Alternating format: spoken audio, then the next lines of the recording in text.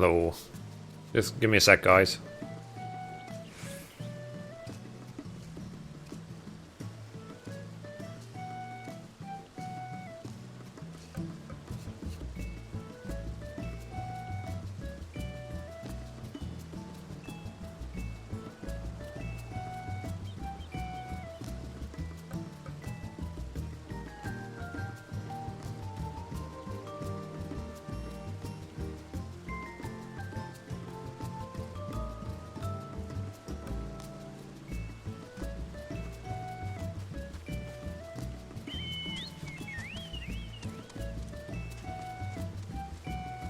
Oh, hello, hello. I'm just setting things up, so give me a sec. One sec.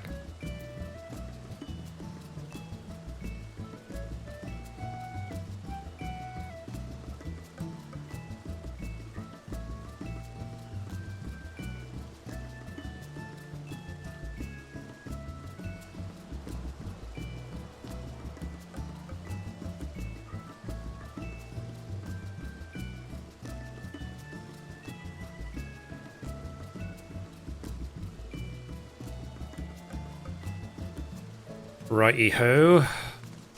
Let me... What am I doing today? Check on my chocobo, actually. Oh, nice. It's almost 15 already.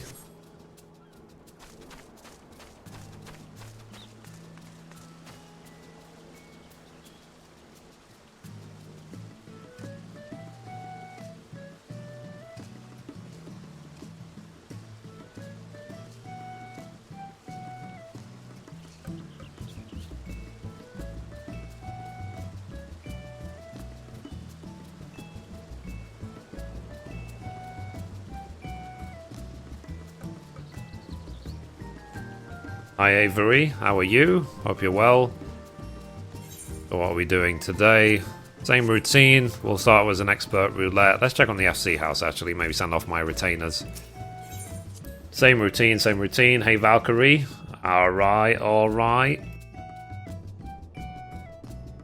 Hello.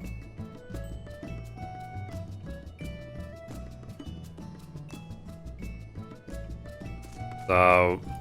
How is everyone? How was your day? So, I find that the time is going by just so quick these days. Like, you know, I sort of sit down at work. Like, it feels literally like I check my emails. Oh, it's lunch. I come back from lunch. I sit down. Oh, it's 5. You know, it's like I am in a time machine right now. It's ridiculous.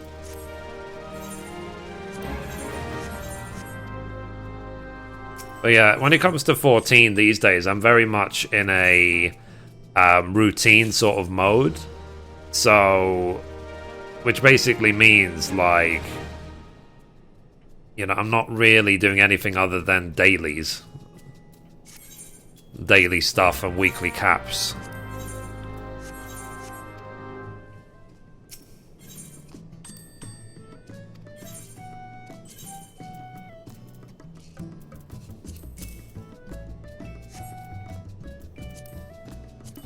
One second. Still leveling my retainers as well. I think they're like... Let's take a look where they are, actually.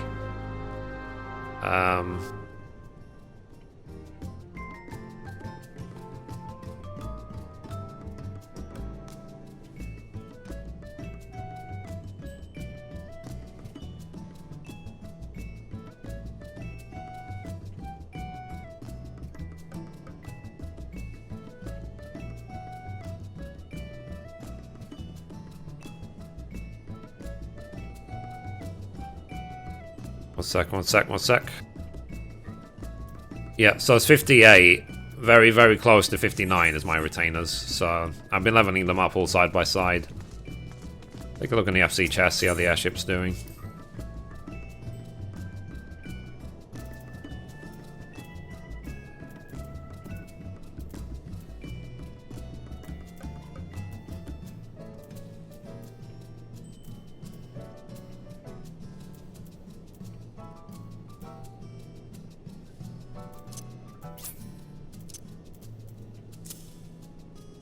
Okay. I think they were doing some stuff for the house as well, actually. in the company workshop. Good, good, good. Yeah, so you see they're building one of the customized houses at the moment. So which piece are they building actually? Oh, they're building the large arms suppliers wall at the moment. So because we've pretty much finished building airships for now, so we figured we might as well work on a new design for the house. And apparently in about just under 17 hours, when the airship, the level 50 airship comes back, then we'll unlock our 4th airship for the FC, which is good news as always. So it's nice, like, the FC are working on this stuff when I'm not even here, you know? They keep it going.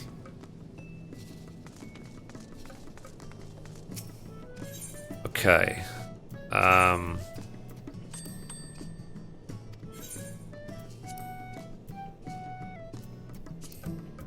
Oh, so someone posted on one of funny enough, on one of Mr. Happy's videos, but was talking about me.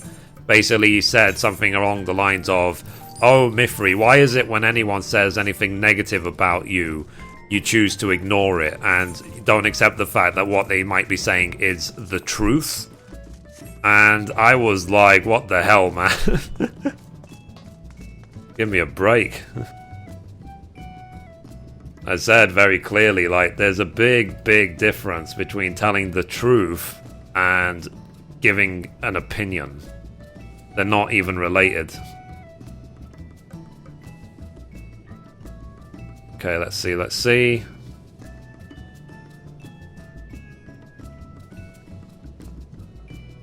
Right, let's do something fun. So let's do some dungeons.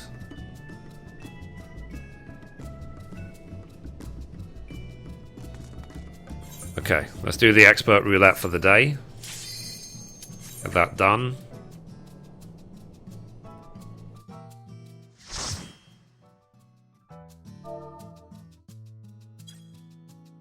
Oh, that reminds me, I need to do the because I'm still collecting MGP every day as well towards the Fenrir. I'm doing it in the minimum method. I'm just doing 3 scratch cards a day and hoping for the best, and I'm at 156,000 points so far, so only 850,000 to go. I don't know if anyone else has done the Fenrir, but I do want to get it done eventually, but I just haven't had much time to look at Triple Triad and stuff like that.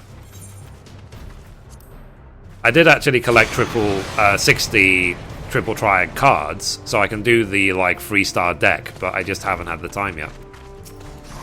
I will work it out eventually.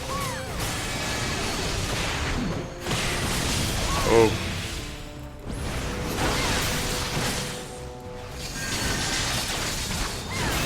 Oh, starting to become more tanky, that's for sure.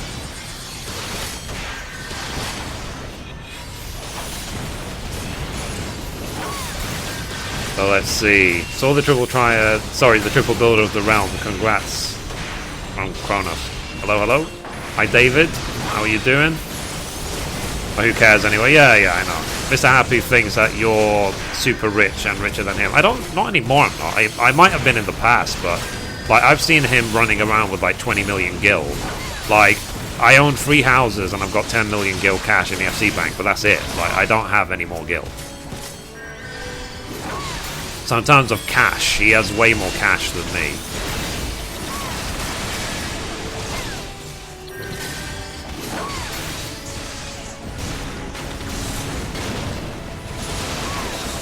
Sorry, the party was like, you can do big pulls, Mithrie. You don't have to do it so silently. I mean, I tend to do bigger pulls when I see the mob's health lying down. Like, if I can just see that the DPS in the group is really, really high, then sure, I will do big pulls. But when the DPS is really low, doing big pulls just makes it harder for tanking and healing. It puts more pressure when this is not needed.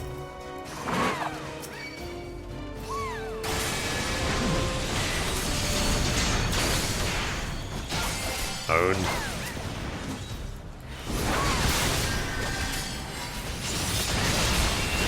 See, I have 891k Get on my level. Yep.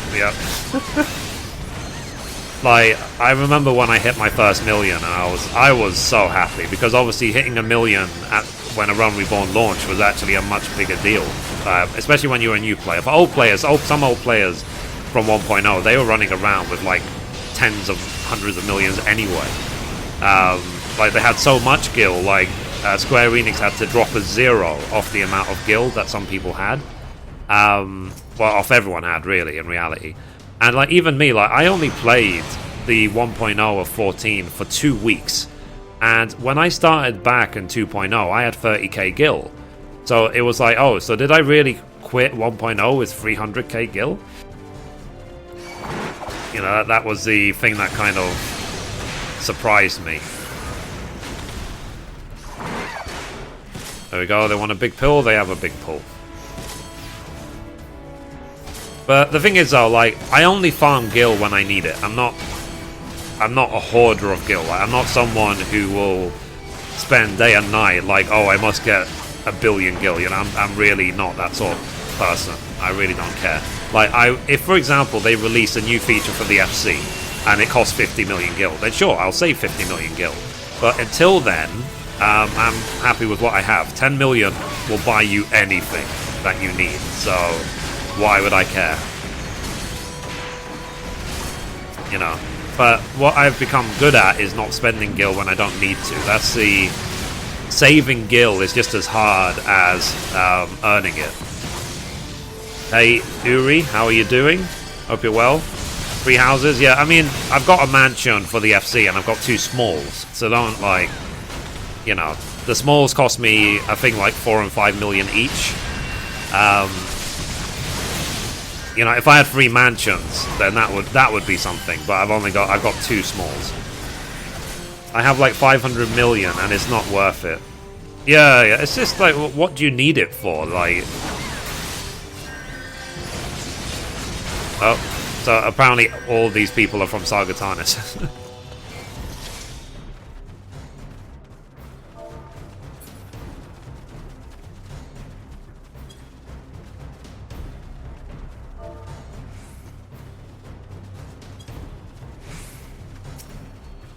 I was like, Saga salute. I'm surprised that one actually didn't link. So yeah, so what do you guys think of YouTube gaming so far? Do you like it?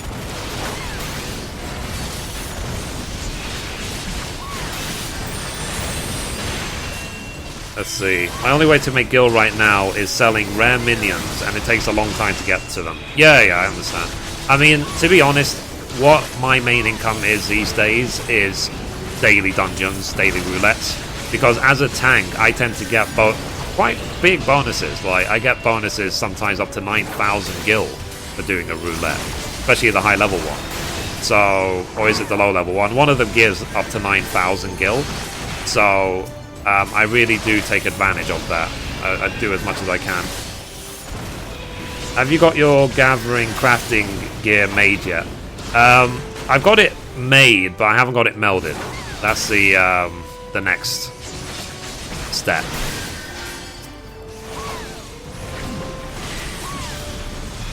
Okay. This black mage must be using like shield oath or something. Like, how can I not pull threat off him? I remember V. I left Sargatanis a month ago. Well. But yeah, I am, what's it called? Like I said, I only save gil when I need it. I really don't go that way. Hey, Imperial, how are you? Hope you're well. Oh, we're at 28 viewers already. Alright. So, yesterday was fun. Like what we had at the end, like 225 viewers or something ridiculous like that. So, let's hope it continues. And we have more people coming every day. YouTube gaming is laggy as hell. Even at 360p is laggy for me. Well, What about the rest of YouTube? I mean, if YouTube's an issue for you, you might want to check your internet connection or talk to your ISP, because YouTube, for me personally, YouTube is like 10 times quicker than Twitch. I started selling 50 to 55 gear pieces for 150k per piece to save, carrying out 3 million. Good, good, good. It's about as well checking your server and seeing what is the gaps in the market. Like, what can you make a profit off that not many people seem to be. Or just an item which sells super quick that even if there's other people selling it, you'll still make money anyway. That is your internet, not YouTube gaming. Yeah. So, Mithrie, have you spirit bonded all your crafting gear? What's the most efficient way? To be honest, David, is just crafting a lot. You know, I don't ever like try and spirit bond ASAP, for example. I do it in the sort of eventually it will spirit bond, eventually I'll convert it to materia type of way. And obviously the higher level the item you're crafting is, the quicker it will spirit bond, as long as it's relevant. Like, so for example, if you're using level 51 gear and you're only crafting 60 items, you're not expect it to spirit bond that quick, because they've actually put protections in place, which means that you can't spirit bond too fast. You have to use level appropriate gear. I think it has to be within like 5 levels or something for it to be the most efficient. Let's see. So I sold off 35 stacks of cobalt ingots, 100k a pop. Wow. I was surprised people needed those still. Yeah, I think Usei are very much needed for like airship building and whatever else. And to be honest, there's probably a lot of people leveling up old classes and leveling up crafting, you know. So like, I guess because now I have released all 8 of the power leveling guides, 1 to 50, like you can what's it called? You can you can get any, like, I could start a new carry to get 1 to 50 like really quickly, because I know exactly what I need to get. Watching a 1080p stream right now on Twitch, no buffering. Is it possible because you're trying to watch 2 streams at once that it's lagging? You know, it's like, I don't know. But yeah, hopefully you can fix it, because YouTube gaming for everyone else has been 100% solid. But just remember as well that I'm also doing a live stream at 60 FPS. You can't do 60 FPS 1080p live streaming on Twitch without it looking crap. You can do 720p 60 FPS on Twitch with it looking decent, but you can't do 1080p.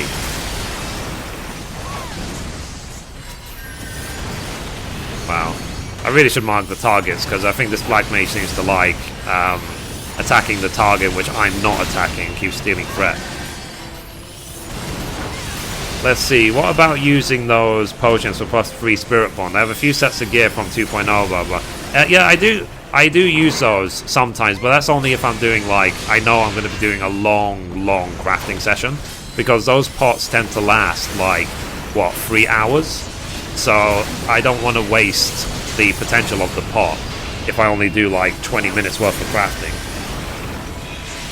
And you can also do the spirit bonding buff from your FC as well. Yeah, I do have loads of those pots actually. Let me check how many I've got. Yes, I've got 30 of them on me right now, those spirit bonding pots, and I've got 96 cordials. Like, so when I was leveling all of my crafts to 60, I got way too many Grand Company seals. That's way too many spare. Let's see. I've been reading it takes around 250 crafts to spirit bond. Yeah, makes sense. Let's see. Stream looks great for me on work Wi-Fi. Cool. Good. Okay. Are you enjoying the 60 FPS? Is 60 FPS noticeable for you guys? That's the opinion. I mean, some people say yes, some people say no. But tell me, like, is it a noticeable thing compared to the normal videos I make? So, switch from YouTube gaming to just watching the stream on your YouTube channel. and it's not buffering anymore. Oh, cool. Maybe sometimes you just need to refresh. That can do wonders. I'm doing 1080p on YouTube, 720 on YouTube Gaming. Fair enough. I use my seals for the same thing other than Dark Matters and Ventures. Cool. Yeah, I said I had so many seals spare, like it was ridiculous. And yeah, I did buy like hundreds and hundreds of Ventures and stuff as well. And also we bought for the FC like thousands and thousands of coats because we needed them for the airship.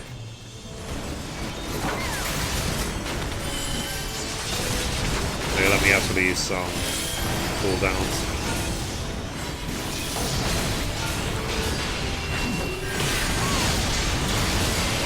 Okay, almost there.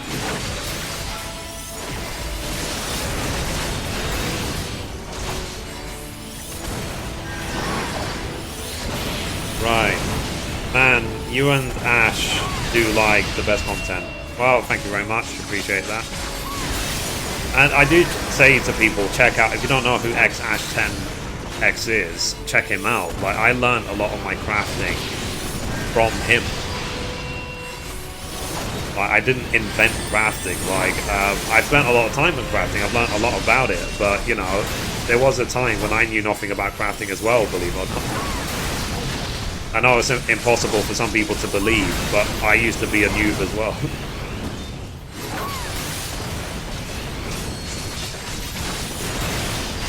Yeah, I have said to Ash though, he needs to talk more in his videos. That's the only thing I've said about his videos is talk more, and I think he is trying very hard these days.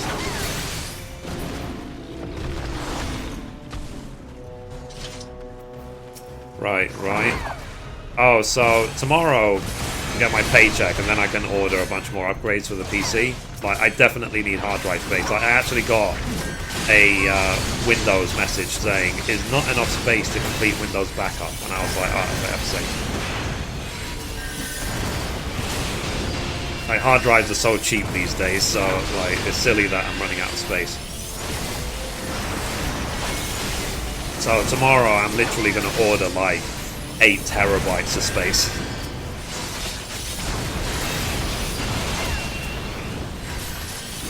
And I'm going to buy a new case for the computer as well, because it's a new computer using an old case, an old power unit. So I'm going to get a new power unit, a new case. All Corsair stuff.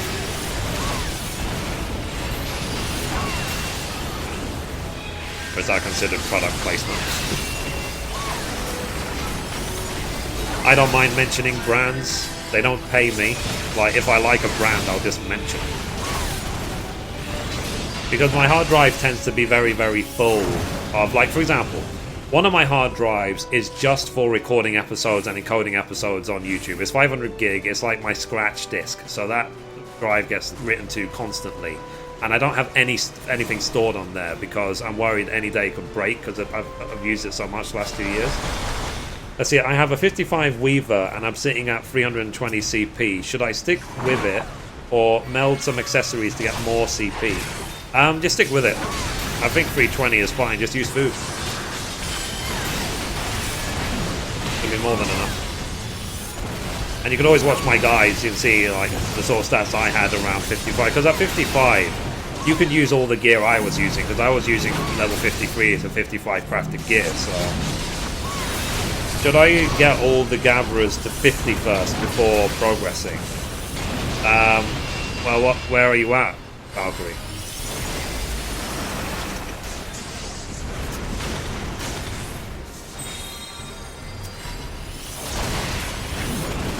That's what the dynamic of this fight is. That's funny.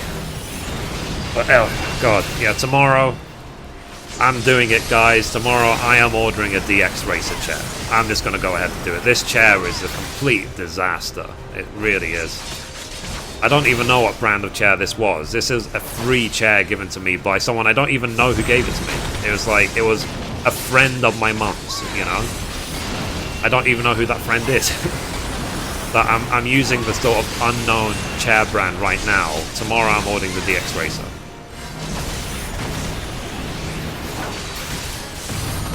helps so you don't have to. Yeah. It's like you don't have to at all, by any means.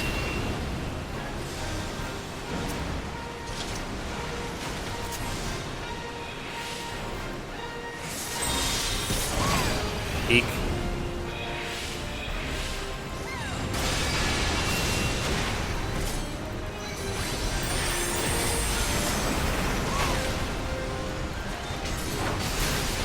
Okay, come on. Wrecked.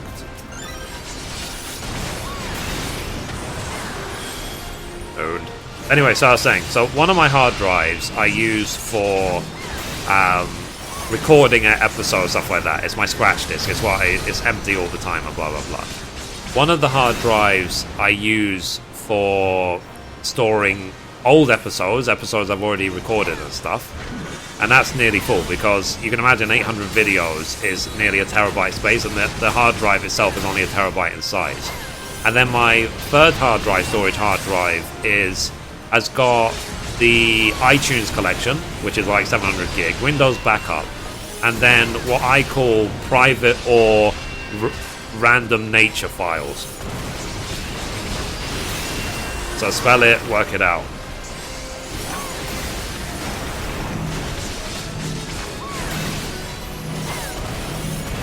And obviously I've got an SSD as my main hard drive, but the SSD is an 840 Samsung Pro, but it's because it's been overused and it's full, it's 250 gigs. It's basically not lol, he's bringing one of the things with him. It's performing really badly these days, so I will be upgrading the SSD as well. Hi George, how are you? Hope you're well. Allow. So I might see tomorrow, guys, about doing a giveaway, the first giveaway for the stream. How I'll do the giveaway, I really don't know. That's the big question: is how will I do a giveaway on YouTube? I sent a email to YouTube asking, like, how do we do giveaways here? How do I select the name from the hat?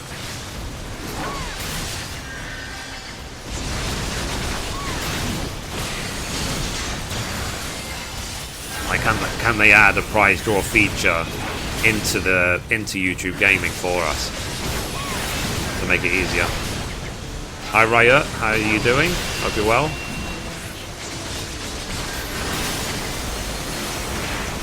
So tell me, guys, this is a question. This is what I was curious about. I couldn't be bothered to look on Google about it. What or how many PAX events are there? Like, I heard we had PAX East a few weeks ago, and now they said there's PAX, like today or something. What is PAX? Why is there so many PAX? You know, it's like, what's all the hubbub? Do they have to do many of them a year? Like, what's the hype? Let's see. Just make everyone say, notice me senpai, and pick someone.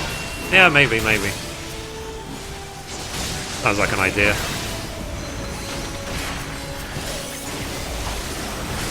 I could just do it like, you have been noticed.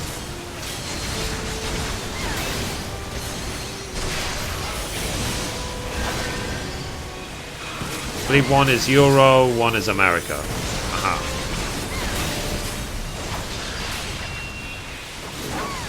It's just an excuse to, like, announce game releases and stuff like that, right? What would you suggest I meld on my Gathering 150 gear? I was thinking about going all perception, blah blah blah blah. Enough Gathering, blah blah blah blah. I really don't know. Gathering is not really my topic these days. PAX is a great series of gaming conventions, mainly in the US. Lots of fun panels, new games and such. So yeah, I guess maybe they will. I hope that they do more PR for YouTube Gaming, get more people on here.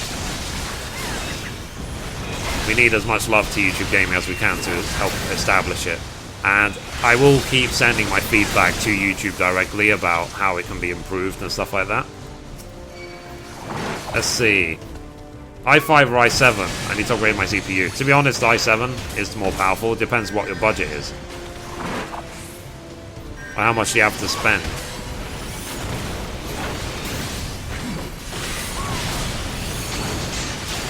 But you don't have to. I mean, what I've went for is like the 6-core Haswell E, but that's because I video render. If you're just playing games, you just get something like the 4790K, or the new one, the 6700K, or whatever it's called.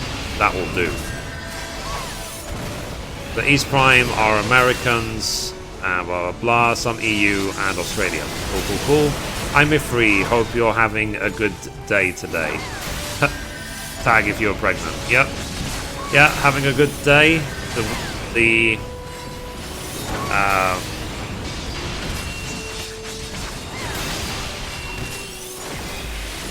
Sorry, I don't know what this person is typing.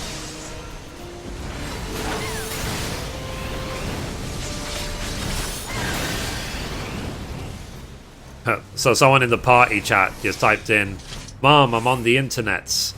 Is you famous too now?" But yeah, that's why I hide party chat. Because people see that I live stream and I'm a YouTuber, they assume I'm recording everything. My CPU is an i7 5720K, I do believe. Or is it the 5820K? Is that the 6-core?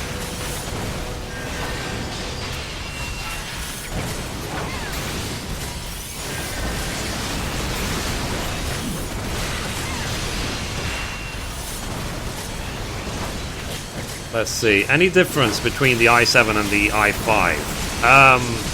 Yeah, there's quite a lot. I mean, I think the i5 is the more budget, and it's powerful, but it tends to be a bit weaker because I think i5s go well into like laptops. They're designed to work on low power. I believe that's the difference. I don't work for Intel, so I couldn't tell you technically why. 3.3 gigahertz. Yep. Cool, cool, cool. Because I've got the 5930K, which is it turbos up to like 3.5, but I've had it overclocked to 4.2, so mine is 4.2 overclocked. And because I've got a water cooler on it, like it works perfectly fine. 4.2 is a very modest overclock. Like some people can push these sort of processors to like 4.8 gigahertz with it still being stable. But I didn't want to take it that far, so I thought, yeah, 4.2 is fine. And it kicks the living crap out my... because I used to have before an i7 950. So you can't even compare the two. It's like, I'm sure one of my cores is quicker than my old processor combined, which was a quad core.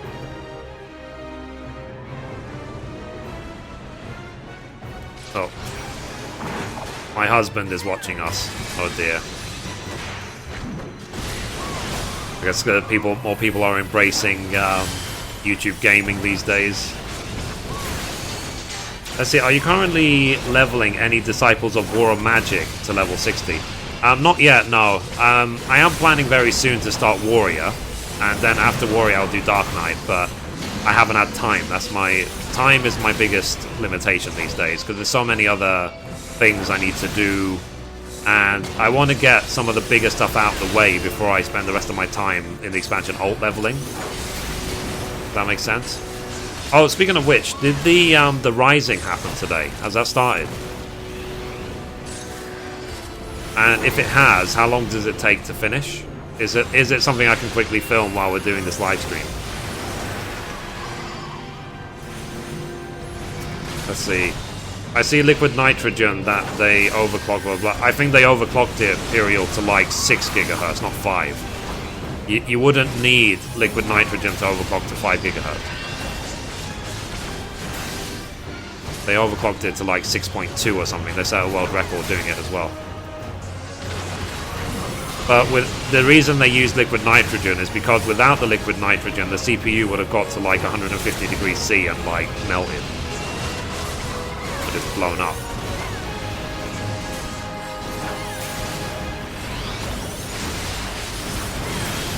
Sophie says, Mithrie, can I has an autograph? Sign my butt. I would if I could.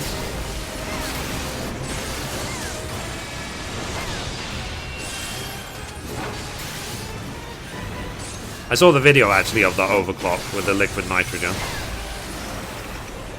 You can see it on YouTube of like when they were doing it, because it was not like, because the liquid nitrogen like evaporates straight away after touching the CPU, so they had to constantly pour it on, like every few seconds they had to pour on more.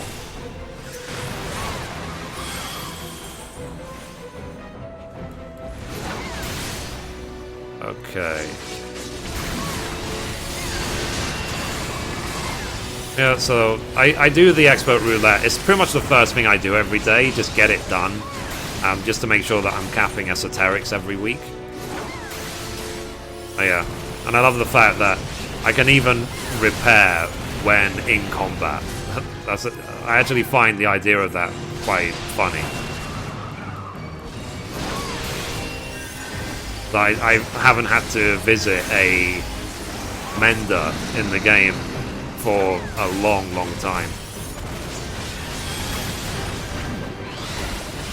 And if you have tons of spare seals, you can use the seals, Grand Company seals, to buy the dark matters to repair your gear. So in theory, if you have lots of spare seals, you can repair your gear for free if you're level 50 everything in crafting.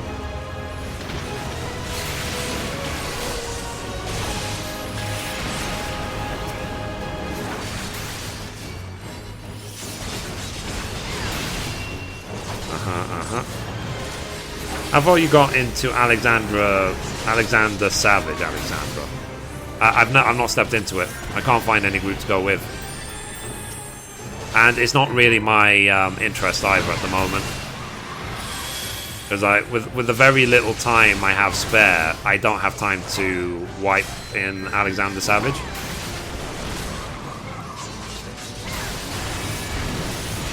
Guess I miss my girlfriend, like I said, Alexandra Savage.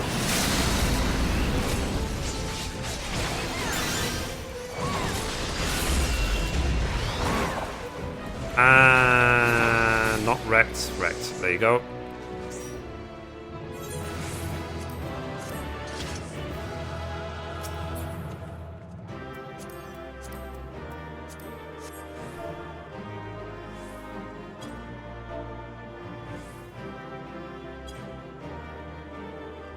Righty. So, I miss my girlfriend to... she is in your party. Oh, lol. Oh, dear. Is your girlfriend Fee? Let's do a photo op, shall we? Let's see.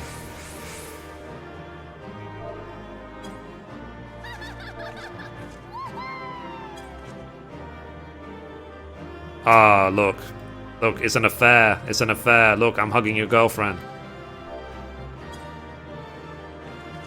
Broadcast live on YouTube. Affairs. There you go. Sorry, I couldn't resist.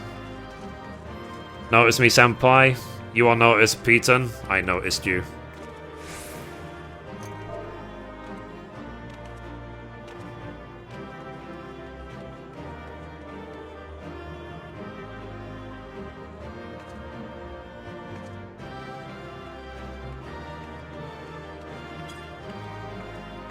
Just inviting everyone to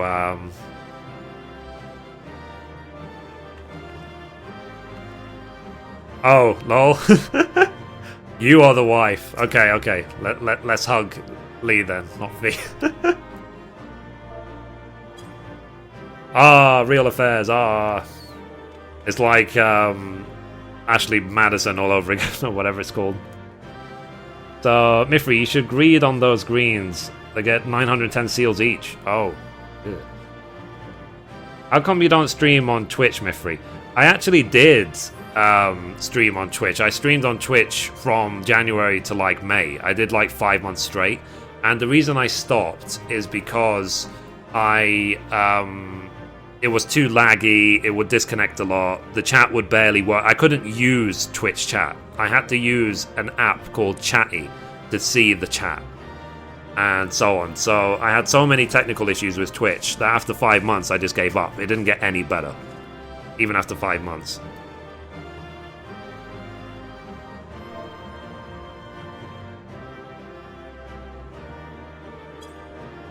Anyway, guys, I need to... Let's get out of here. And I can... I hate Diesel. Diesel.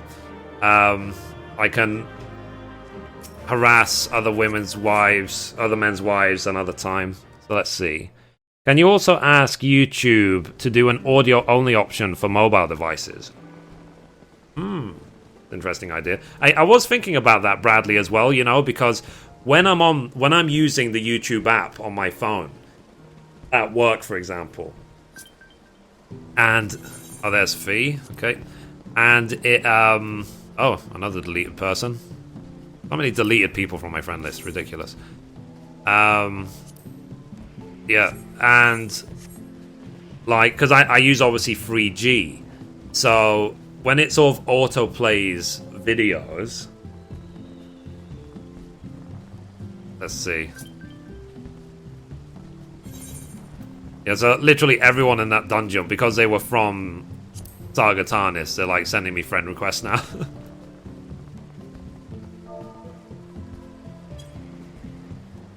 Let me see.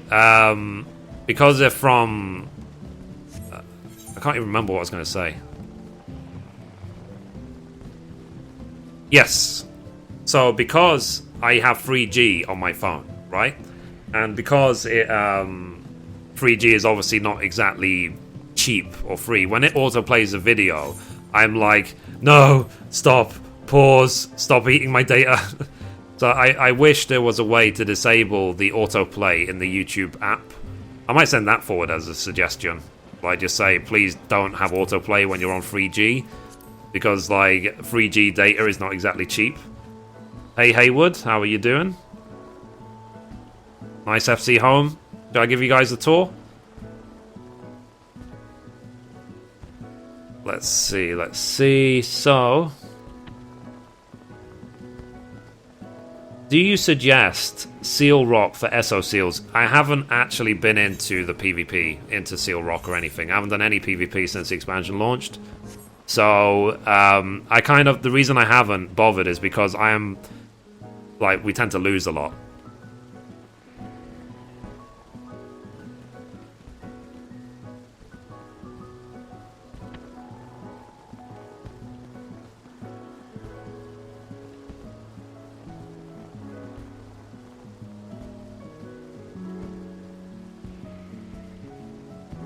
Sorry, 1 second.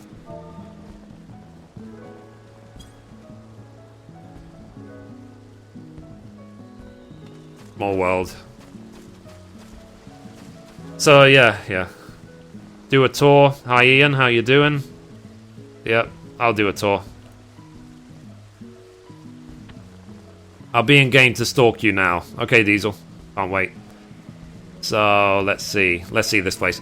Right, so, I did make a video, guys. There is a... You can look on my YouTube channel, like, tour of the house. But anyway, let's do it all, Let's actually show Mithrie's face. I don't know, what sort of helmet is this? It's ridiculous. Hide that.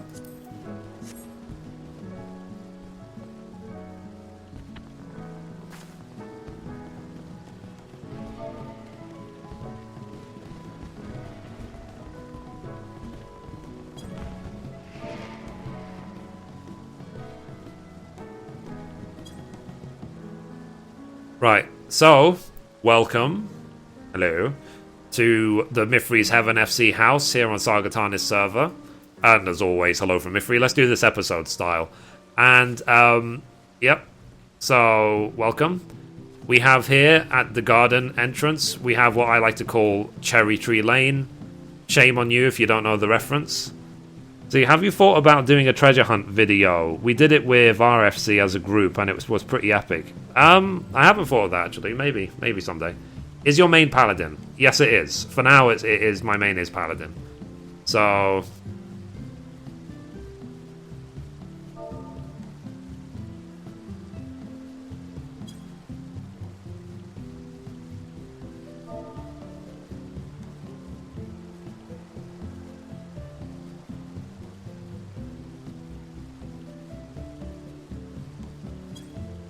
Sorry, getting messages in-game.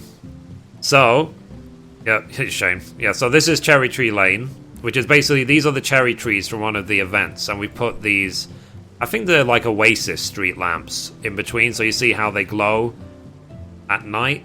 Makes them look really, really cool. I think Cherry Tree Lane is from Mary Poppins, basically. So, anyway, and then here we have our garden. We have our Chocobo stable. Here we have the Titan Extreme lamp, which costs about 3,000 gil. So if you haven't got one, get it. It's actually really cool. And the random palm tree. Over here, we have the Leviathan Extreme fountain, which I crafted myself, obviously. Any member of the FC can click it, and yay, look, water, yay. Then random flower pots, random thing, a carbuncle sitting area. Okay, more friend requests coming in.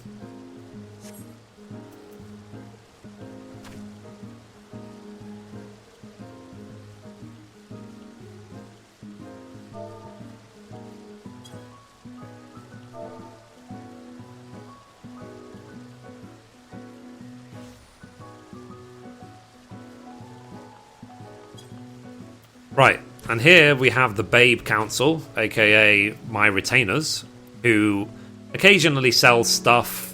And sometimes you might look at a retainer and you might notice that there's nothing for sale. But in reality, if you see nothing for sale on a retainer, it means she's already stolen your soul.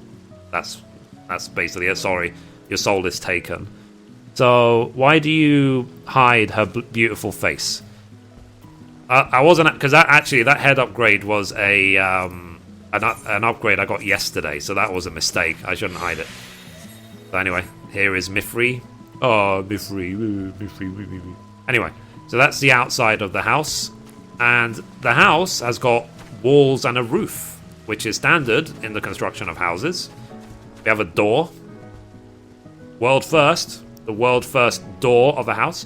And here we have an interesting item. We have here the Regal letterbox, which requires a kingly whisker to craft. You can see it's animated, it's got a spinning crown on it. When you receive mail, it actually sings to get your attention. So it's a singing mailbox. It's really, really cool. Oh, Diesel. So he's a member of the FC. This guy, let's sort of name and shame right now. This, Yuko. I know him as Diesel. I've known him since Distant World. He once bankrupted himself in the game by recoloring his hair so many times that he was broke. And I think I lent him some gil to bail him out. He's one of those players. Shame on you, Diesel.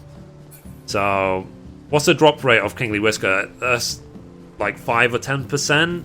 It's not that high. It does drop, but it's just these days on this server it's worth 25 million.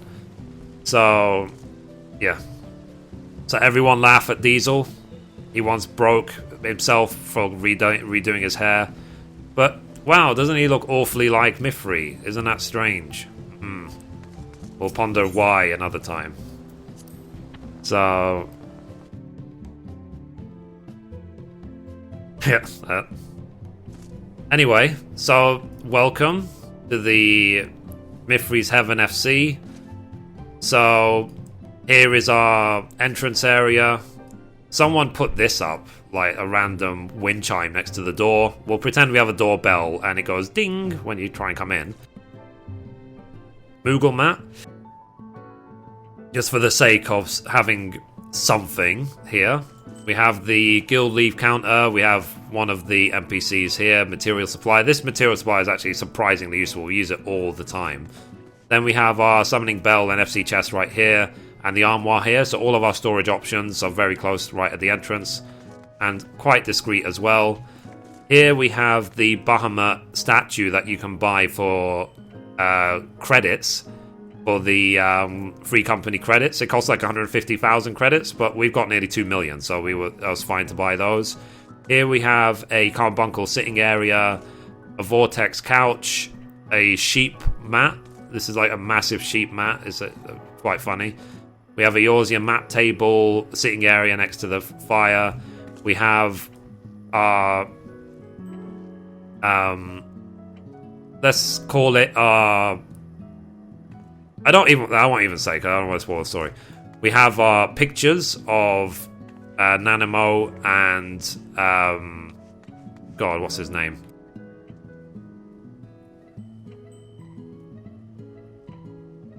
Why am I saying... Why my brain telling me Ralgar? What's his name? Why have I forgotten his name? He's one of the most important characters in the whole flipping game. Roban. Ralgar. So yeah. Well, yeah, I've been playing the game for 2 years. I've been paying attention. Nanamo and Roban. That's the one. And here, nice sort of dining table. I don't even know what this table's called, but this table looks really awesome. Like, I was really surprised when this randomly appeared. Random Odin statue. Some random bills and plans for world domination. We'll read that another time. And over here, we have the bill for Diesel's haircuts. We're still paying it off. It's a major FC loan that we're paying on a monthly basis to the hairdresser. So, yep, Diesel, you caused that debt. And then, let's see. Over here, we have our crafting area. So we have all of the different crafting stations, which give you a CP buff if you're below level 40 in a craft. So if people want to craft, they can just come here and use it. And then downstairs, we have this sort of nice living area. So if people want to just hang out and have secret meetings about secret world domination plots, then they can just come and sit down here. And then, let's see.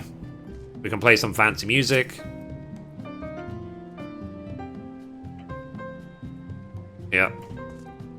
And we have our worship zone. Hi, Menphilia. How you doing? Hi. Boobs.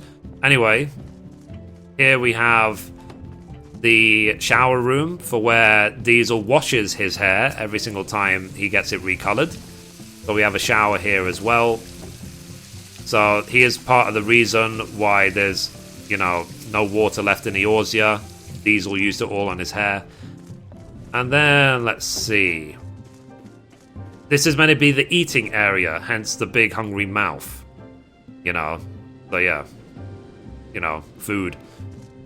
And here we have the place where people will cook. I imagine if we had servants.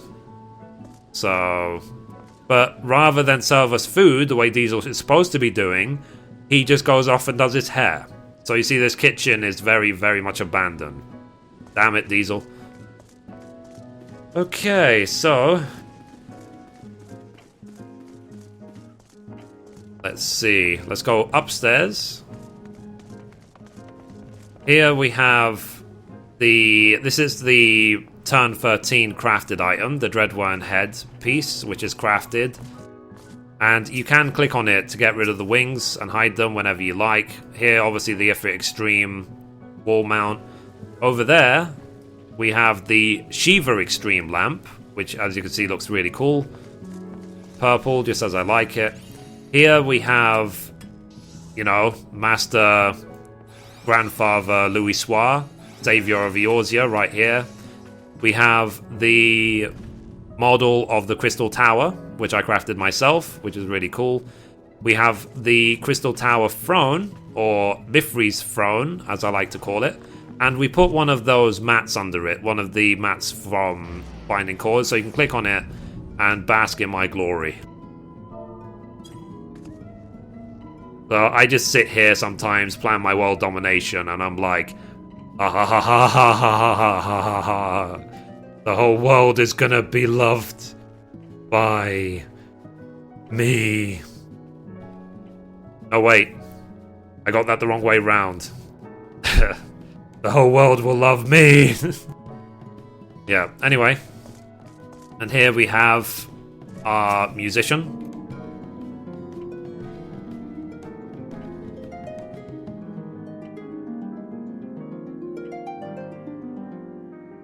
Yeah, that E string was clearly, like, out of tune. Okay, and I'll mend that. Let's go to the other side. Right, so we have a telescope staring at nothing. So in case you want to look at nothing in incredible detail, this is a telescope to use. We have here our Tomberry lamp, which you can turn on and off. We have books here, in case you want to get a mild bit of reading. And when I say mild, I mean really mild. Like, there's no words in these books. You just look at them. We have a random sitting area here, so you can watch people while they sleep. We have here a dream catcher, as in you will not dream on this bed. It will be impossible. You might not live if you sleep on this bed. This is what we call the guest bedroom, or the bedroom where you put your mother-in-law. Same thing. Okay? And then fireplace, you know, to cool her down, because your mother-in-law might be the devil, so this might be refreshingly cool for her. And then, let's see, the Ramu Extreme lamp, just for the sake of it. And that's it. So that's the tour of the Mithrie's Heaven FC house. We managed to save for this mansion in 3 days after the FC formed. So we formed the FC, 3 days later we had this house. And it has the most amazing sunset, like the place where we're located. So, like, when we go out and watch the sunset, it's incredible. Then obviously here we have a company workshop. We can see we're building a new design for the FC. That's sort of work in progress right now. Hype's been working very hard on that.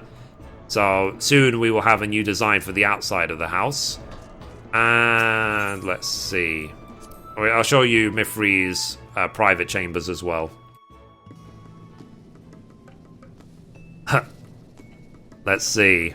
It's a Lala sacrifice shrine. Yep. You inspire me to better my crafting by watching your crafting videos. I'm glad. If you have any questions, if you need any help with crafting, just ask. I'm more than happy to help. So, let's see. Let's go to private chambers.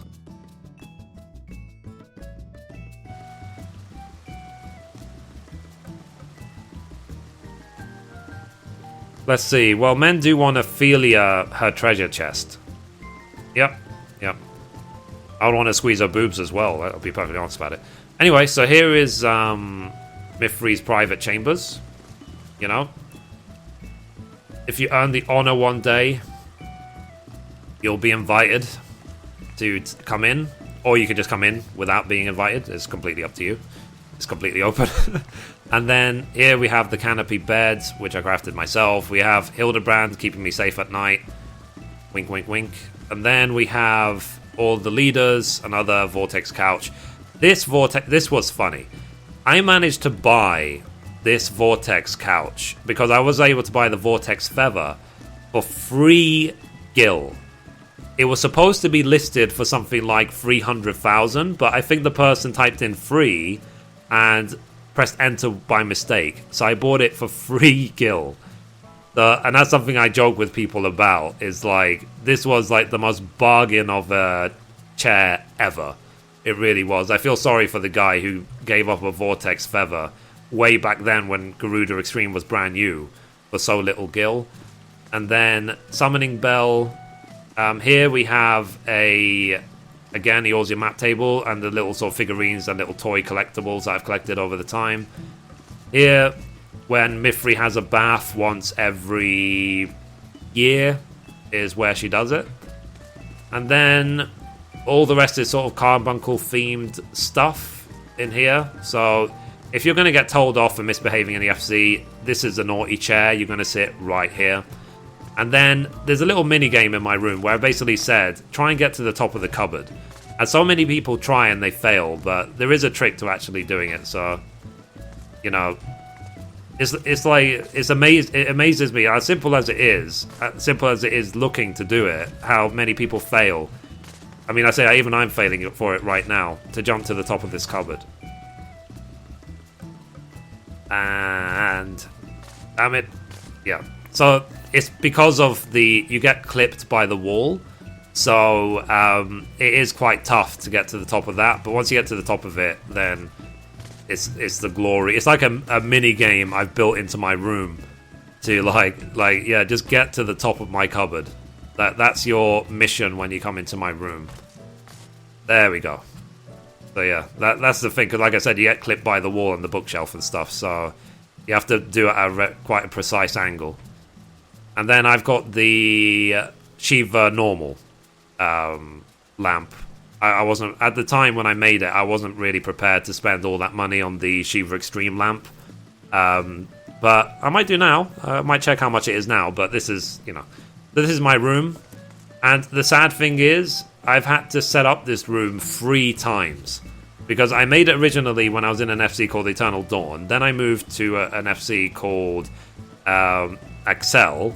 And then now moved here. So this room has been set up 3 times. But yeah. This is my room. I love marble flooring in this game. It's really cool marble flooring. And that's it. So that's my architect skills. Hope you like it. Numo, who was a previous member of the Mithrie 7 FC, and also Amon, who's also a previous member of the FC, shame that they left, they did a lot of the work in setting up the house as well, and they paid for a lot of it as well, so really big thank you to them. Shame they left, but that's how life is in an MMO. People come, people go. You know, it's not something really you can control. It's just, you know, people come and go all the time in MMOs. So, let's see, sunset. You want to see the sunset? It'll take several... It's 8 AM in Eorzea, so maybe you can see the sunrise. That's too late. Now, anyway, the sun sets basically here, like right here in this sort of direction. So the sunset here is absolutely stunning. Like, we get the best view of the sunset ever at this house because we are most to the... like this end of the map, and we're at the highest point as well. So like I said, we really in all this zone we get the best view of the sunset. So maybe the next sunset in about 20 minutes we can come back and take a look at it. So anyway, let me show you my old Blue's house, because he's got a personal house as well. Hi Koya, how are you? Hope you're well. Let's see.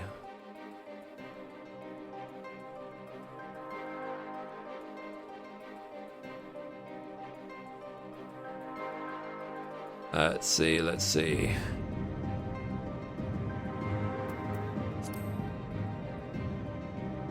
Huh. I love to see his face when the message showed up on his screen. What message?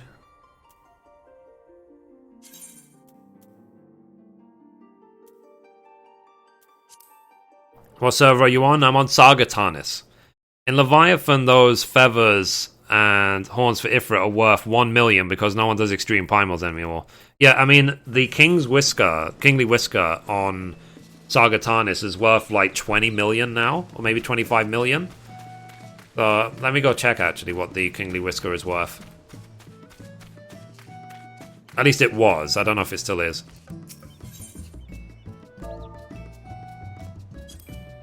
Okay, here we go. Kingly Whisker. Very high in demand. See, 19 people demanding it. Look, 15 million, 14 million, 10, 10, 10, 10, 10, 10, 20 million, 20 million, 17 million. Obviously, someone put it like 10k. Someone bought one for 10k. I don't know if that was a troll or what, but that was funny. So, Misty FC, I'm not playing the game anymore, but I still follow you on your channel. Yeah, I mean, you're always welcome to come back anytime. So... anyway, let me go to Blue's house so we can do another tour.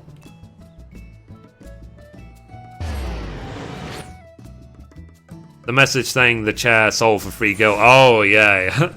That must have been painful.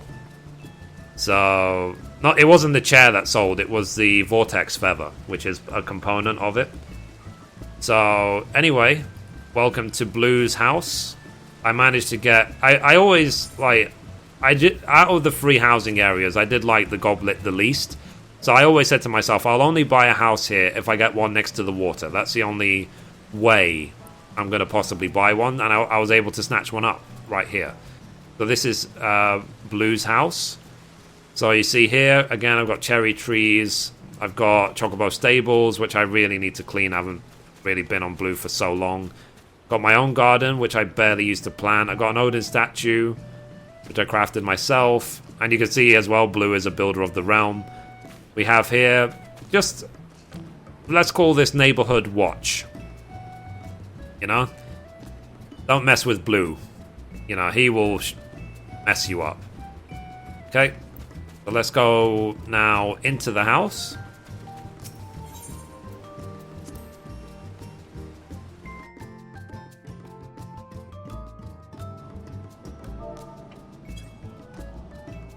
Let's see. So here is where you get sacrificed if you ever normal quality a craft in my FC. This is a sacrifice table. This is where you get tortured and you're given a warning. Simply, you will high quality from now on or you will not return. Simple as that. So this is the sacrifice table. And I really need to get some more furniture up here. Like maybe a viewing gallery for sacrifices and stuff like that. And then downstairs, we have a nice spa, nice living area, all oriental style for Blue. And what's funny about this is because Blue is a Lalafell, you know, when he has a bath, he drowns. So it's just proof that Blue is a demon. So if he sits... Yeah, now you can no longer see him. You see, he can breathe on the water. So that's a special skill that Blue has, is he can breathe on the water. And then here we have our private chambers, giggity. So we have, again, Hildebrand saving the day. And this is the Oasis canopy bed, which obviously for a Lalafell is ridiculous, but still. And then, again, we have Roban and Nanamo. And we have here Blue's tax bill. You know, being this good looking costs a lot of money, so he has to pay taxes on that. And so on, I had to put, because basically this partition blocks off the main light of the room, I had to put all of these little lights all over the room to get some brightness in here, because otherwise it's very, very dull. And we have the carbuncle clock. Now, one thing to know about the carbuncle clock is that it's actually accurate. So if you look at the Eorzea time, see it's about to hit 10 a.m., it says 10. So it's 100% accurate on Eorzea time. That's the sort of attention to detail that they've gone for. And that's it. So that's Blue's house. So, yeah. Can you HQ furniture? And if yes, is it necessary? No, you can't. There's no such thing as high quality furniture. Recently I switched to this game after dropping WoW 4 months ago. So far, I am loving this game. Yeah, I mean, same with me, Tamariel. But that was me 2 years ago, and I haven't looked back. So, like, I might, maybe check out Legion, maybe. But that's a maybe. And even if I check it out, I'll probably just get to, like, level 110 and come back.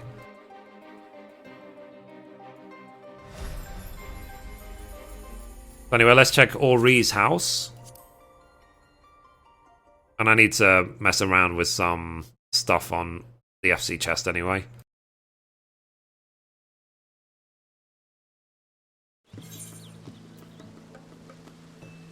Okay, so here is Ori. I called her Ori because she's an Aura. She's also Builder of the Realm. So I am 3 times Builder of the Realm because I haven't got a life.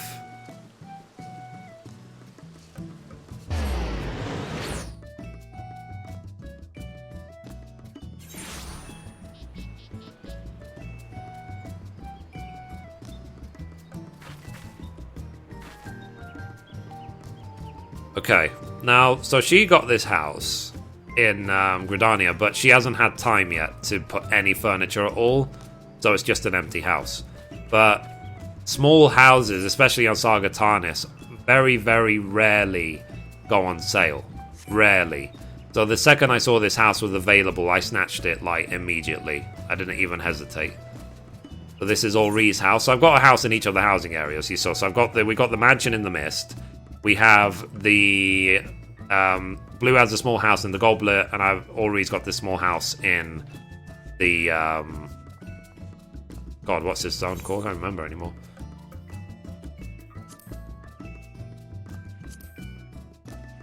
In the Lavender Beds, that's what it's called. Yeah, so I do need to work on this house for Ori at some point.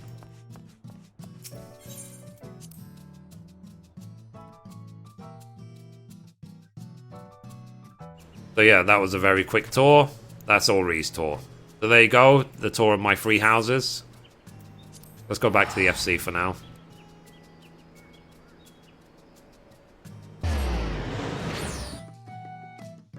Can you rent houses? Like, does this give you any benefit to your equity? Or are you just playing since 2.0? You can't rent houses, no. Like, it's just for you, basically. If you want, you can sell your house, sell the land and stuff, try and make a profit there, but it's... People very rarely do it, you know, it's like... And you probably won't even make much of a profit doing that, and you'll lose your house. So, if you're gonna get a house, keep it. Anyway, let's look at the FC chest, see what's going on in here. 4 gems, dark steel ore... Oh, these. Okay, that's what he wants me to get rid of. Okay. Let's go back to Mithrie then.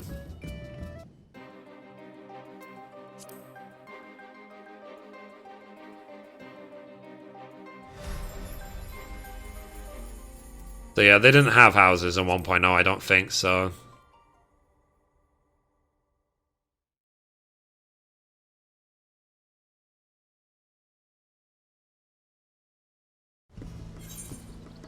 Right.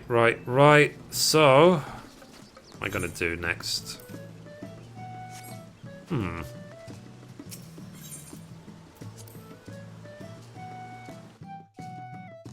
What's the time? I've been live streaming now for an hour.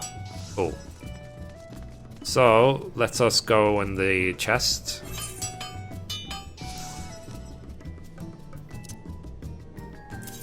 So, do you guys like YouTube gaming so far? Are you enjoying it? If you have any feedback about any part of YouTube gaming, let me know, and I'll compile everything, put it in an email, send it to YouTube.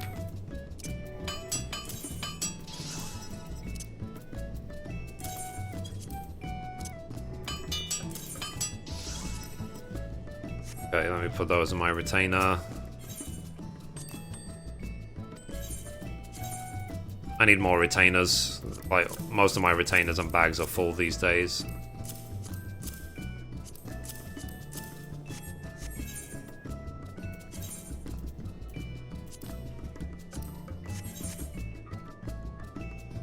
Let's see. So, YouTube just trying to be like Twitch. Well, yeah, they're trying to get into the live streaming scene, definitely, but there's a lot of advantages YouTube has over Twitch, so it's not a Twitch clone, definitely not. Because of the fact that you can save all of, like, so anytime I do a live stream, it will be saved forever on my YouTube channel, which you can't do on Twitch. And as well, I can do live streaming here at 1080p 60 FPS, which you can't do on Twitch, not without it looking terrible because of the limit. And as well, on YouTube, you can just see so much more content. There's a ton of video content, so there's a lot more gaming content on YouTube than there is on Twitch. But obviously YouTube has videos for everything, not just gaming. So, but in terms of numbers, the numbers on YouTube are a lot bigger. There's way more hours of gaming content on YouTube. And, like I said, so there is advantages to both, really. Like, obviously, Twitch is long established. Twitch has been going for years and years. YouTube has been going for 2 days in terms of YouTube gaming. But, like, having extra things on the market is a good thing for everyone involved. It'll be good for YouTube. It'll be good for Twitch. I don't see it as a bad thing for Twitch. You know, it's like, it just means there'll be more competition, which means that hopefully Twitch will up their game. Seems better quality? Yeah, it is better quality, that's a fact. You know, until Twitch up their servers, then YouTube wins hands down in terms of infrastructure. And they said as well that they're going to be adding in, I don't know when, hopefully soon, the ability to... Sorry, let me go get my... That's my chocobo I wanted to get. They're going to be adding in the paid subscribe button. So, you know, like on Twitch, you can subscribe to someone, like for $5 a month, you get custom emotes and whatever perks. They will be adding an equivalent of that to YouTube Gaming, but we still have to wait for the details on it. But it won't be like a copy. It will have its own twist for YouTube specifically, and it might not necessarily be only for gaming channels. It might be open to all channels. So...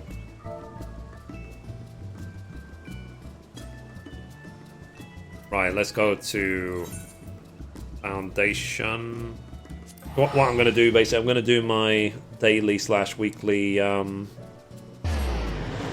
Centaurio seals. There are a few things I would like to see on YouTube, like custom emotes and panels. Yep. One thing I actually read today is that, you know those Japanese emoticons? Apparently they all work on YouTube. There's like 10,000 of them. Let me look it up.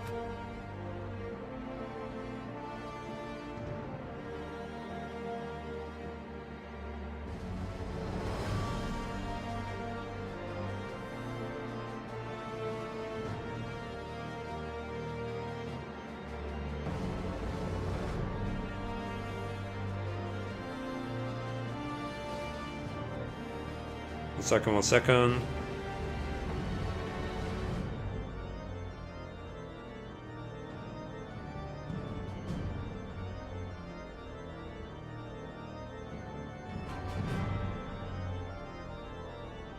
Yeah, so those emoticons work on YouTube.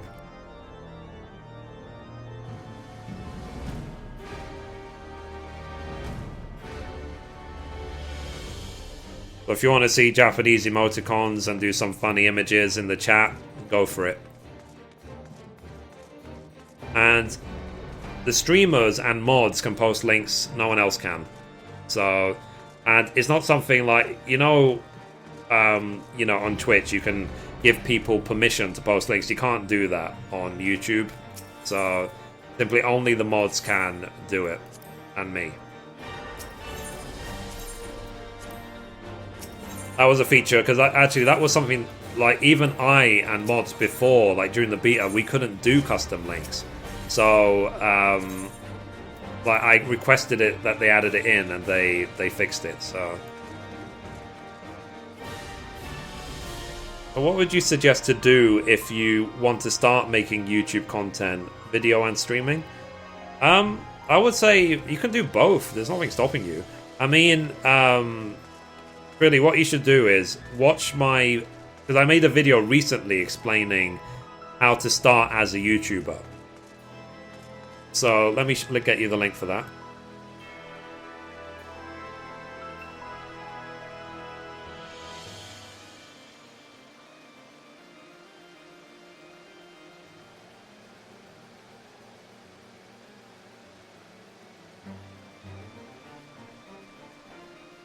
Yeah, so that video is a guide of how to be a YouTuber, and in that video I explain everything. I explain how to set up the account, how to get your YouTube contract so you can make money, how to handle copyright, how to make custom thumbnails, how to do tagging on the videos, put videos in playlists, set up the channel, do channel art.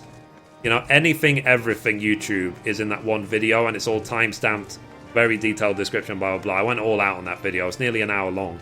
So everything you need to know about being a YouTuber, watch that video. You'll like it.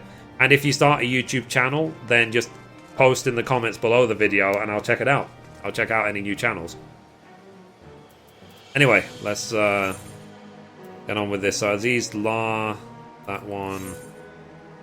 Okay, let's do it, because what I do each week is... Because, you know, you have in the game the challenge log for like leveling up with your chocobo, and you can get up to like 15% bonus to your chocobo level. I do that every week on my chocobo while also doing the daily Centario seal. So I find it takes about 3 days worth, but like 15% level, like that might actually level me to level 15 on my chocobo. So it's definitely worth doing. I am trying to get my chocobo to rank 20, just, you know, for the sake of it. Oh, hi Ryan, how are you? Welcome to YouTube Gaming. Welcome, welcome. Ryan's obviously another one of my mods. So hello, hello.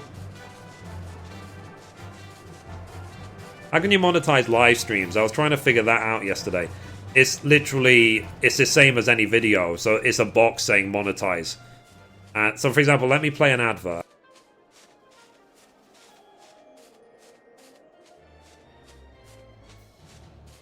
So for some people right now, you might see an advert has popped up. Not for everyone, but for some people.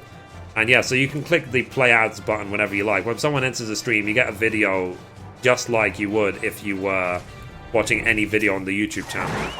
And you literally just tick a box, say monetize the stream. And Yeah, so it's very, very straightforward. I followed you on gaming, so I guess I just go on your channel. Yeah. Literally, if you want to see the stream, Ryan, you might as well bookmark it because it's a permanent link.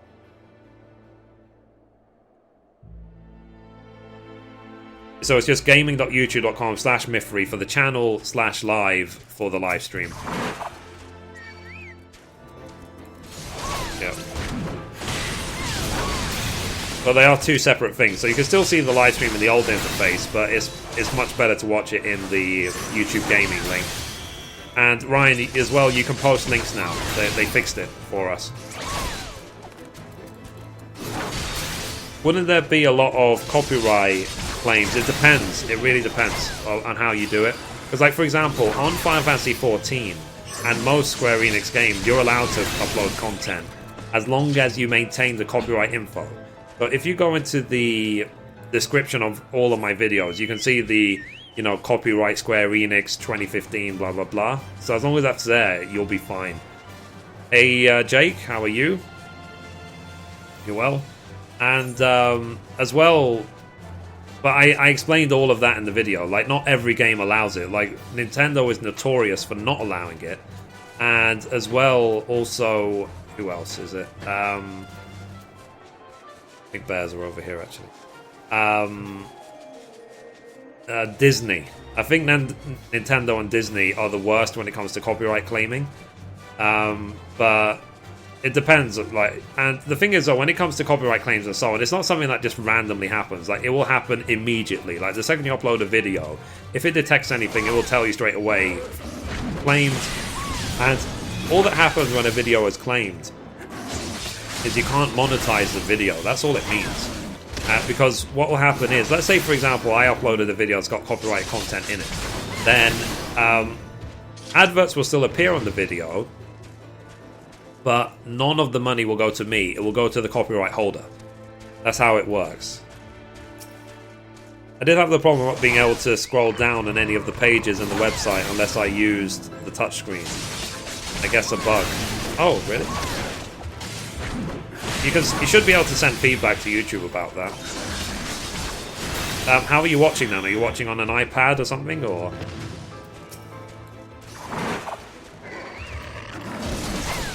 Yeah. And, like, the thing is, though, like, for example, Square Enix and stuff give all their permission. They even put a license online, material usage license for all of the content. But sometimes you might get a copyright flag anyway. And if you get a copyright flag anyway, what you can do is you can contest it, you can dispute it, and you can say that I have permission, and they say prove it, and then you just post a link to that license, and then they unblock you. I thought you got strikes against your account, and they would take it down after so many strikes. Not really. It's if you purposefully keep trying to monetize content, which is you clearly shouldn't be, then yeah, you will get a strike. But it's not like, and you could always choose to delete the video. Like, you don't have to keep it there. But I personally will not allow any video to stay on my channel which will be copyright flagged. So for example, guys, recently, a couple of months ago, I played a game called Ori and the Blind Forest. I played the entire game on Twitch, no problems, nothing. When I tried to upload highlights to YouTube, I got copyright flagged like 3 times for one video. Because Microsoft had copyrighted everything, so I was just like, well, F this then. I'm not going to upload any videos of Ori and the Blind Forest because it'll get copyrighted. So I would have loved to have shown that game on my YouTube channel, but I was not prepared to risk it. Simple as that. I wasn't going to have any copyright flags on my channel just because of the flagging. I'm on a netbook and got touchscreen with it, but it was strange having no scroll bar. Oh, okay. Very weird. Hopefully they'll fix these things as they go. I could mention it, I guess. And as well, like I said, it's about common sense, really. Like, don't do something that is risky. Don't do anything risky. So you are not prepared. Nope. Okay, which one next? That's that one done. Okay, Sea of Clouds, Valley of Forelands. Okay, those ones. The Lotto. Valley of Forelands. Okay, third one. Quite a lot in the Forelands, that's for sure. Because I do this every day, I know almost where basically every single mob is, so... It's a work in progress, and it came out like a few days ago, so bugs are expected. It came out yesterday, so like... yeah, I mean, given it came out yesterday, it's a lot smoother than I thought it would be, that's for sure. But whatever, like, if this is version 1.0, what is version 2 or 3, or what is version 3.0 of YouTube Gaming going to look like? If this is 1.0. Mithrie, do you have any equipment advices for new crafters to go from the partition set to 53 plus gear without passing through the old level 50 melded gear? Yeah, if you go on my YouTube channel, look up the level 50 progression guide.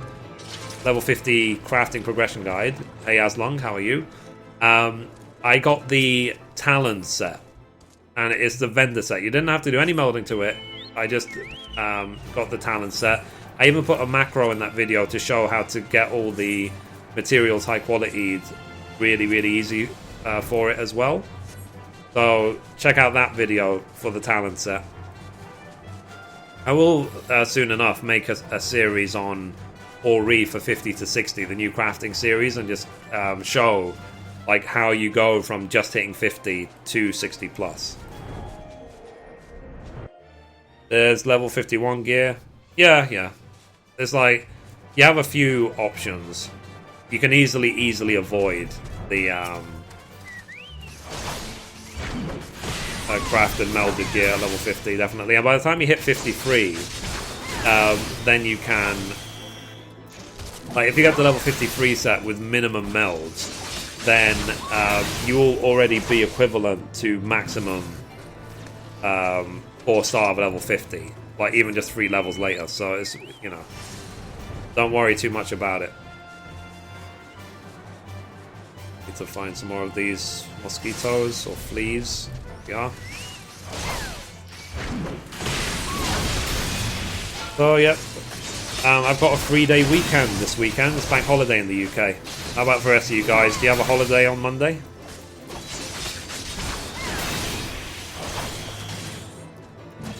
God, I can't wait to have this new chair. I mean, this chair that I'm sitting in right now really, really makes you slouch and slouch and slouch. So I'm hoping the DX Racer chair will actually fit properly. It's going to cost €349, the chair I want. I'm going to get the Maximum series. In case you've ever wondered about the DX Racer chairs, the model you get depends on your height and your weight. So you can't just buy any DX Racer chair and they'll be perfect for you. Like some of them, like for example, the King series is actually too much for me. Like unless you're 6 feet tall, the King series will be too big. So, September 7th is holiday in the US. Cool. Labor Day is on Tuesday for us in the US. Cool. Yeah, in the UK, they do the last Monday of... I think the first and last Monday of August is a bank holiday. And then we're pretty much it for bank holidays until Christmas. So, is there a chat delay with YouTube Gaming? Not really, no.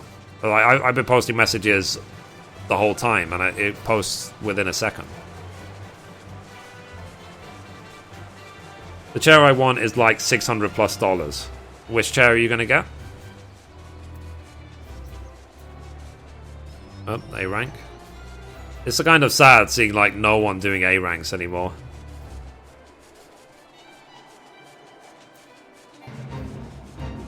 Let's see.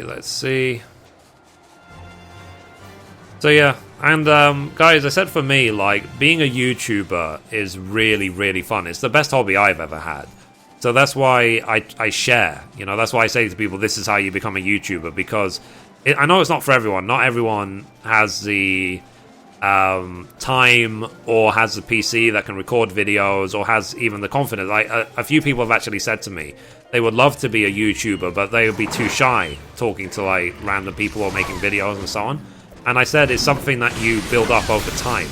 Like, at the beginning, when I was doing YouTube, if you go back to my early videos, I was like, and we're gonna, you know, like, do this and stuff. I wasn't very confident at all. Whereas now, I can literally sing on camera. Like, I've been doing it for 2 years now, that it's just, it's normal. Let's see, this is so much easier than Twitch. Yep. Let's see, the Max Nomic Titanius Black. To me, it's like playing games with my friends watching. Yeah. It's fun. Like, I don't have any problems. Sing, cool. Any song requests?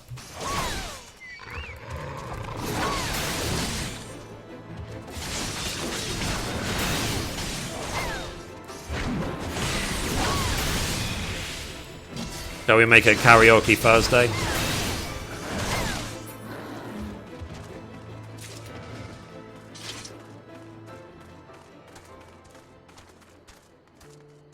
Britain's Got Talent, Mithrie. Yep.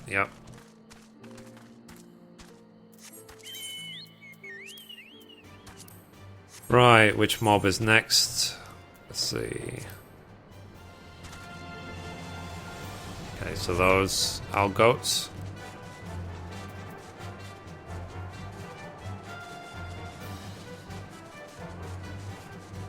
US has a holiday for the following Monday.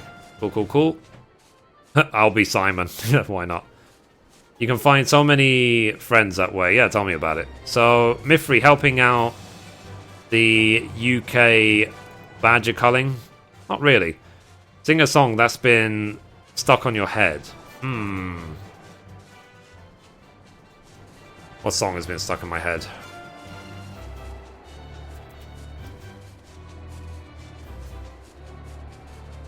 Okay, here we go. Hi, Michael. How are you? Final countdown. I was actually listening to that today, funny enough. So, let's see. You see me driving downtown with the girl I love, and I'm like, forget you.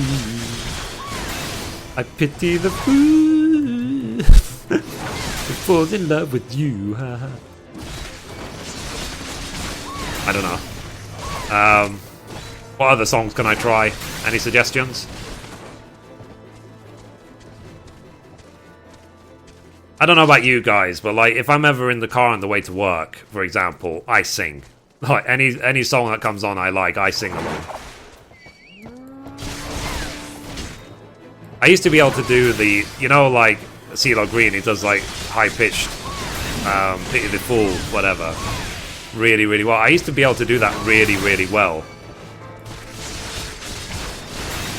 Tag, you're pregnant now. Lol. Let me think. What other song?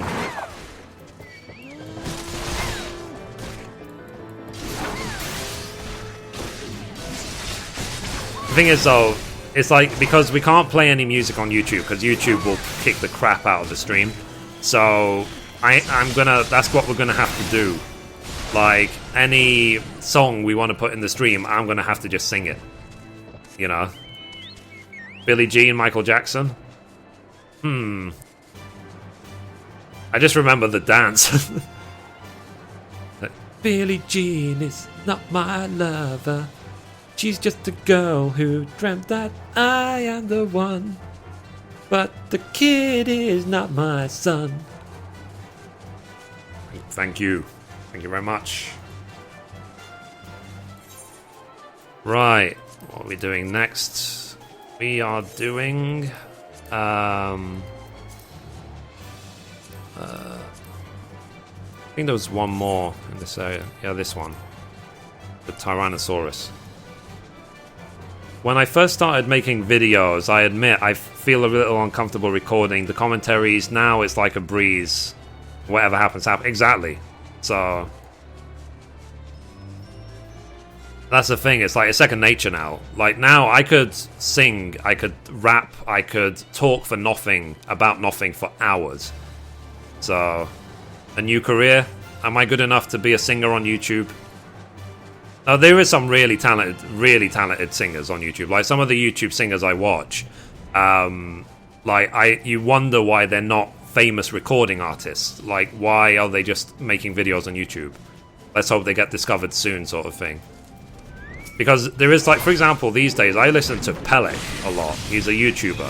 He does like metal covers of songs, and I bought his album. I haven't bought like a mainstream album in a long time, but I bought his. Let's see. You sure you're not a backup singer for U2? You sound great.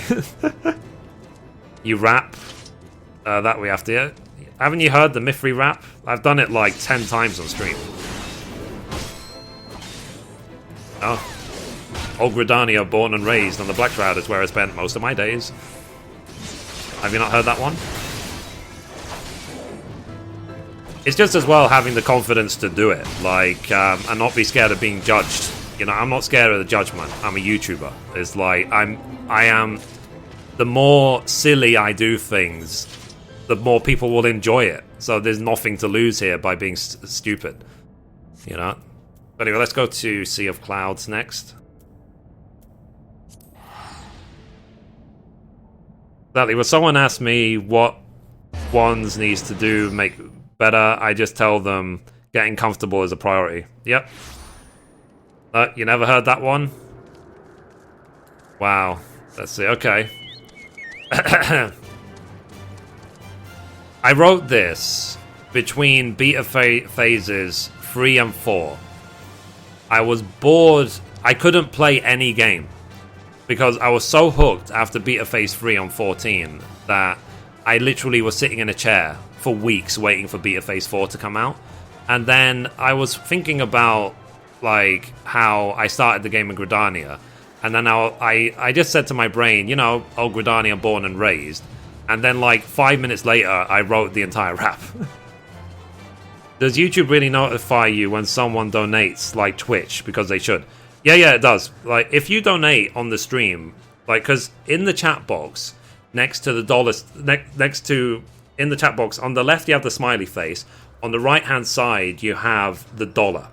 So if you click on the dollar and donate, it will come up with a big green message.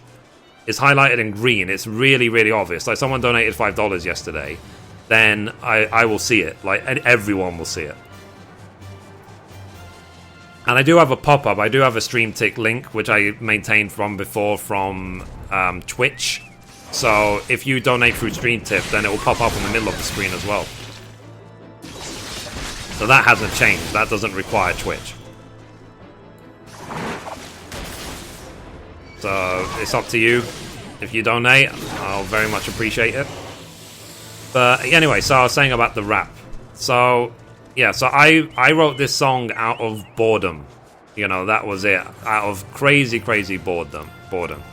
And obviously some of the wording might be out of date, but like I said, it's old. So make sure I don't lose my voice through this. Well, it's broken. Why, did you just donate?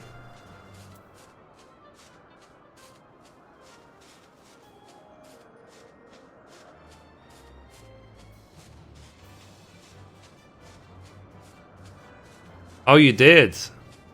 £5 from Stuart.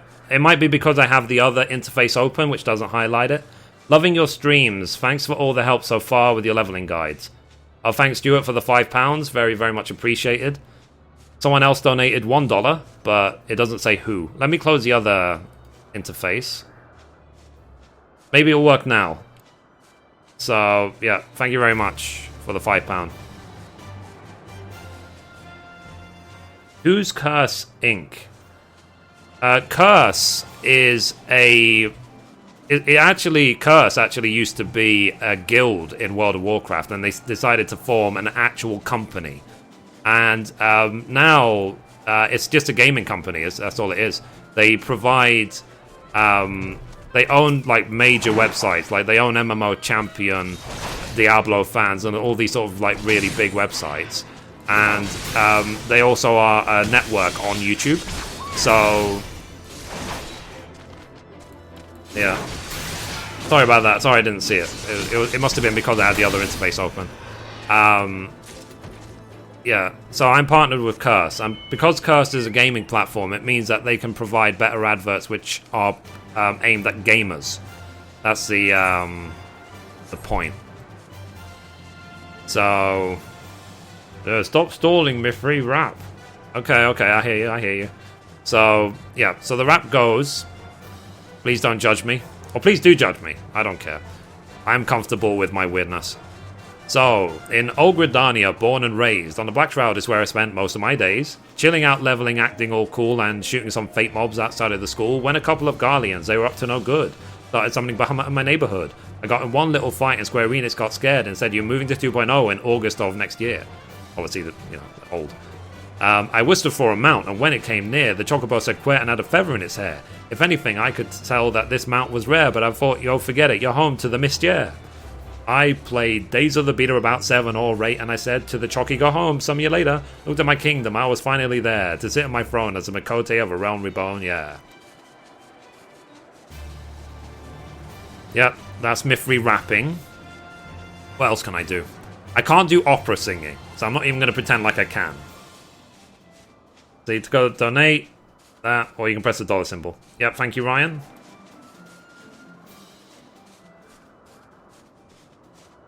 The link appeared, Ryan. Yeah, it does.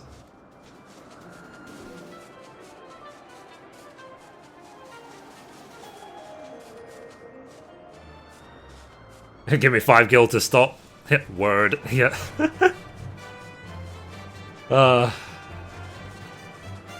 Don't judge me because I'm beautiful. But it's like I said, guys. If you become a YouTuber, you become a live streamer, whatever. The confidence just builds and builds and builds and builds. It just does. It helps you in life. It's not just it helps you be a gamer. It helps you in your job. It helps you everywhere. Because you can... Oh, we lost 10 viewers. Yep. It helps you to just be more confident as a person. So, you can talk and explain things to people better. You can stand confidently and speak confidently. You reduce the amount of ums in your speech.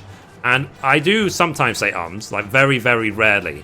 What I've learnt to do is pay attention to my ums and pause to think about the words and then to continue when the words are ready to come out my mouth rather than filling the void with because that's all is. It's filling the void while you're still thinking.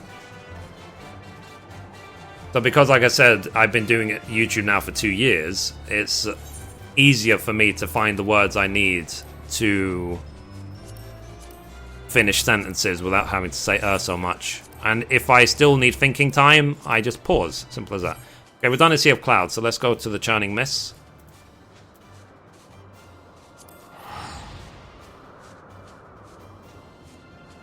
Let's see. I was a mystery donator. I'm going to start a live stream because of you. Cool. I can't wait to see it. Let me know when you go live so I can see you and stuff. That rap never gets old. Yep.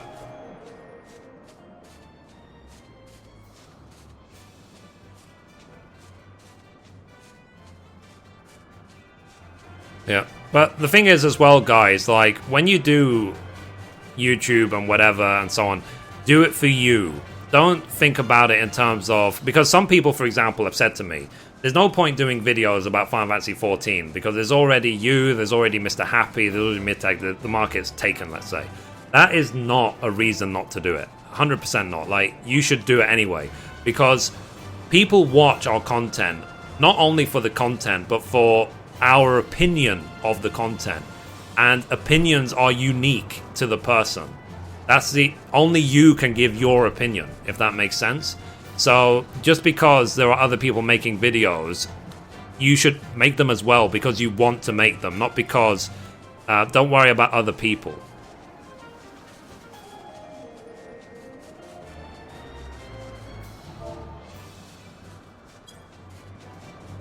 Let's see.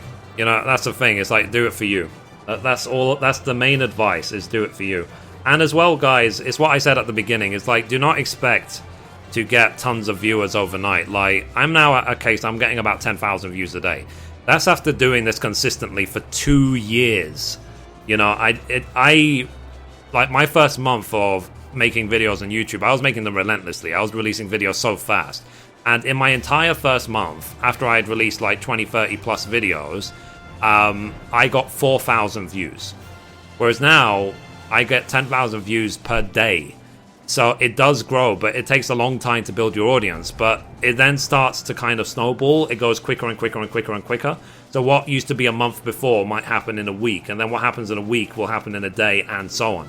So it goes quicker and quicker. As long as you keep doing it, keep consistent. You have to keep the consistency. Just keep doing it. And every time you make a video, try and make it better than the previous video. You know, so don't worry if a video is not overly perfect. You know, it doesn't matter. Just improve it as you go. Whatever mistakes you feel you made in that video, make sure you don't make them again. Simple as that. Let's see, what other MMO challenges 14 right now in the market? I think WoW, Rift, what's it called? Star Wars, Old Republic, and what's the last one called? Guild Wars, I think, Guild Wars 2. I'll shock. Hello, how are you? Were you ever on Twitch? And if so, do you play YouTube gaming more? I honestly discovered you because of YouTube gaming. I was on Twitch. I've still got my Twitch account. It's like twitch.tv/Mithrie, but I quit Twitch like 2 or 3 months ago. And I did make a video on my YouTube channel explaining why, but I am a YouTuber, guys. I'm not a Twitcher. Twitch was an additional. It wasn't what my main focus was. And because I wasn't happy with Twitch and the performance of Twitch and so on, and because they refused my partnership request like 20 times or something, I just gave up. You know, they say, don't be disheartened, keep trying, keep building your stream. And I was like, F you. You know, it's like, I've already got a good following on YouTube. I don't need to build a second one on Twitch. So, let's see, I've been contemplating doing live streams while I play 14, but I'm not so sure how to start. Did you end up hiring your mods? My fear is being in control, losing control of the trolls in the chat. Don't worry about that, Tag. Really don't worry about that. Like, in the 14 community, that doesn't happen. Like, you can count the trolls with one hand, and it's very, very, very easy to control. And mods and stuff, I didn't hire the mods. They're just regulars who show up all the time. So it was only fair I gave them mod status, you know what I mean? Like, because they always are helping other people in the chat and so on. So it's even how I do things in the FC. Like, I make people hero rank in the FC when they show that they go up and beyond. You know, that's it. So I don't pay them anything or anything. They do it purely out of love. Let's see. WoW is nearly dead. Depends how good this expansion is, and if it's more than 2 small patches. Yeah, absolutely. I think Legion is like, if they mess up Legion as well, like they did with Warlords of Draenor, then they've pretty much sealed WoW's doom. I don't think they care. They are worth a lot of money now. Blizzard is worth tens of billions, so why would they care? They can just make the next game, and they still have Diablo. But yeah, in the 14 community, don't worry about trolls. Really don't. If you're a girl gamer, there's no amount of mods in the world that can prevent the, like, oh my god, boobs, oh my god, I'm so stiff, right? You know, all those sort of stupid comments. There's nothing you can do to prevent that. There really isn't. So, that's just part of being a girl gamer, I think. And I'll be perfectly honest, even as a guy gamer, like, I think, a day or two ago, like, someone was spamming in the chat over and over again, how big is your dick? So I was like, okay. It's like I said, some people just like trolling. They just, that's how they want to spend their life. You know, I love watching sometimes King Kongor on Twitch because he summed it up really, really well. He basically said that every second you spend in your life, you can't get back. So once it's spent, it's gone forever. So if you've decided to spend seconds or minutes or hours of your life being a troll, you're never going to get those minutes or hours back, ever. So why be a troll? You know, that was his way of summing it up. It was really awesome. So it's just a little bit different when it comes to women. I've seen some women's streams just get trolled on chat. It's almost scary to get into myself. I definitely consider it. Yeah, I mean, what you could do is you could just hide your cam and not actually reveal you're a girl until later. It's up to you though, but it's and maybe get like a voice modifier, pretend you have a deep voice. So is it long? Dang, that quote is so true. Yeah, who knows? You can ban those people from your channel, though. Yeah, you can ban them, but the thing is, though, I've seen it with girl gamers. Like, they would have to ban their entire chat. Like, they might as well not have a chat. But I think on YouTube, you do have the option to just not have a chat. Just live stream and not have a chat. But the thing is, though, the whole point of live stream, the appeal of live streams is the ability to interact with your audience. So if you live stream without a chat, then it's going to be very boring. And you just have to learn how to not take anything personally and try and just come up with funny responses to the really obvious comments you're going to receive. You're going to receive really obvious comments. So how can you combat them? So, like, in one of my streams, someone said, "Oh, I don't like you. I'm going to give you a dislike on one of your videos." And I screamed. I was like, "Oh my god, a dislike!" Ah! You know? It's just anything funny. Like, you don't have to never, ever, ever, ever take anything personally. That is a big piece of advice for you. So get a Mithrie voice changer. Yeah, Mithrie's voice changer. Yeah. Afternoon, Mithrie. Hi, chat. Hope it's all's going well. Yeah, Michael, it's all good. All good. We're maintaining more. Well, we were maintaining more than 70 viewers, and then I started singing, and then now it's down to about 60 something. But yeah, it's all good. It's all good. And hopefully, in maybe an hour or two, the view count will go up when US get off work. Because I do know, guys, that suddenly the viewers surge once it hits 5 o'clock on the East Coast. Yeah. I'm in the UK, there's not really much I can do. Let's see. As Admiro and I have asked before, is there a way to share your UI layout? What you can do is, I can't send it. For example, I can't zip it up and send it. But if you watch my original video, I think it's literally episode 1, starting a new game. That's when I designed this interface, and it's not changed since then. It's literally been exactly this way since 2.0 launched. So, God, where am I going? I should read the location before I fly around aimlessly. Let's see. Maybe it's over here, I can't remember. So yeah, watch my episode, starting a new game. When I first start the game on Mithrie, on the new Mithrie. And, yeah, here they are. And, yeah. You can see how I did the UI there. Done the Rising event yet? I actually haven't, so I really should. Does the Rising event take long? I could record it as a live episode.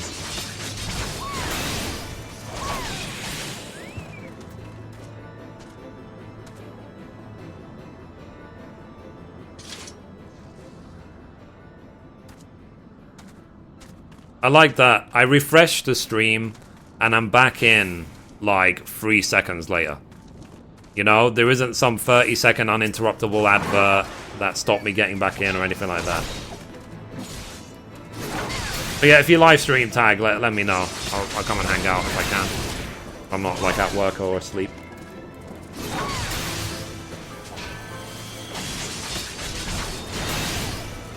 see.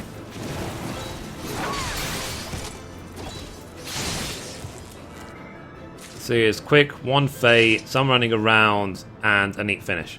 Oh, cool, cool.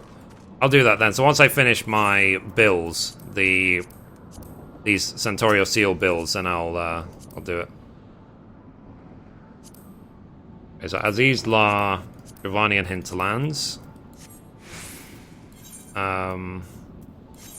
Azizla. Okay, let's go to Idleshire then.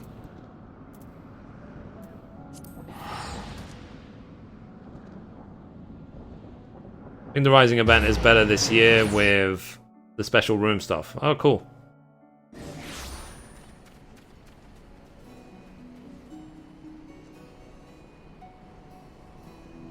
Oh, cool, yeah. So it's really, really quick. That's cool. Yeah, but like I said, Tag, you will get trolls. You know, it's like I said, it's just, well, as long as you have guys, mostly guys, in their teens to their late 60s, watching the stream, you will have trolls. As long as you have males who play games, you'll have trolls. Sorry to tell you. And it's not sexism, it's hornyism. It's like, oh, wow, a girl. I never spoke to a girl in real life, so I'm just gonna pretend I'm all that and, you know, insult girls I see online. Because I'm so cool. I'm a dude. That's an order, okay. Have you ever been to one of them weddings in game? I've been to a few, Donnie. I've been invited to loads. Like, I even recorded a couple of weddings for people on my YouTube channel. So if you go on my YouTube channel and look up the hello. Look up the Eternal Bonding, you'll see a wedding I recorded for someone. I even made them a nice art with a big heart on it to celebrate their wedding. Because they were like a real life husband and wife getting married in game as well, so it was quite a sweet event. Let's see, how many hours do you have? Let's see, well, I finish work most days between 5 to 6 p.m.-ish. Come home, chill out, eat dinner and stuff for about an hour. Then 7 p.m. onwards I stream, and then I go to bed at midnight. Every day I've got 5 hours to, like, game. Which is quite a lot, really. Like, if you use those 5 hours effectively, 5 hours a day is a lot of time.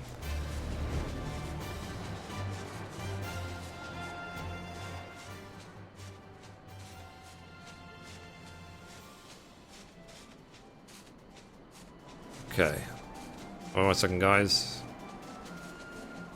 I'm looking for the ruling quarter. Where's the ruling quarter? It's down there. Okay. Trying to find the dodos. Mithrie, yeah, I know that it's unavoidable, but I've been on live streams where the girl chats get swarmed by 4chan trolls who just go ham non-stop. And I shouldn't expect that to happen. No, I think, and the thing is as well, Tag, is that, remember, YouTube gaming is new. Like, the trolls haven't had time to move in yet. They're all still on Twitch. So just go for it. Just go for it. Like, I was watching a girl gamer yesterday playing Until Dawn on YouTube, and it was cool. And yeah, you know, people were giving her constant comments like, show us your boobs and blah blah blah, but she was very quick to ban them, so it's really no problem.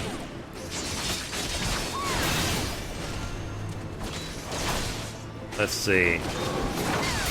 Mithrie, can we do the event together? Maybe, maybe. Let's see.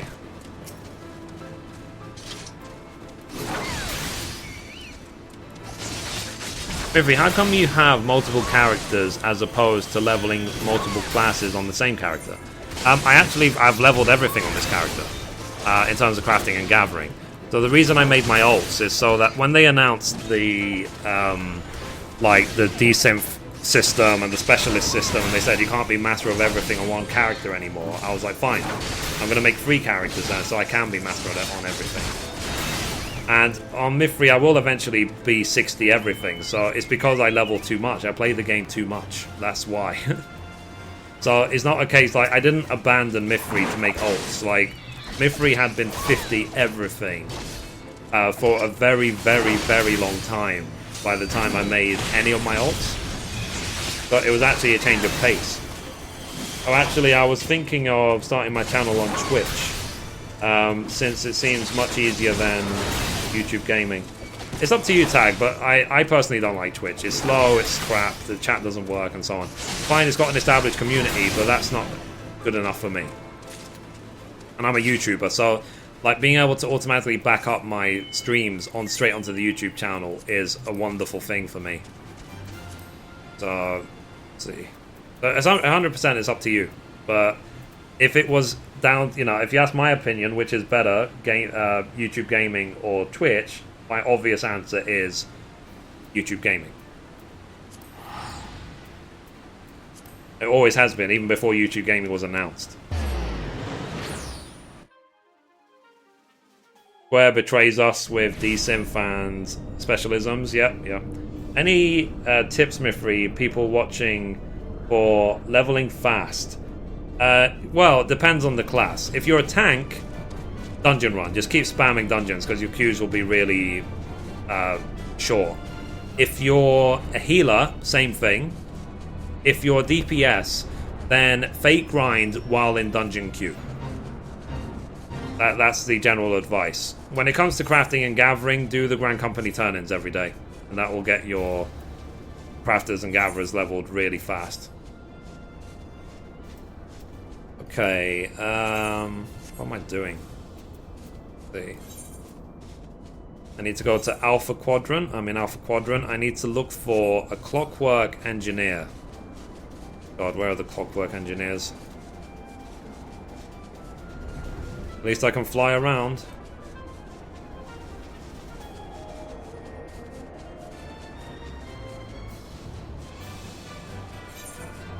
Make sure that I stay in the Alpha Quadrant.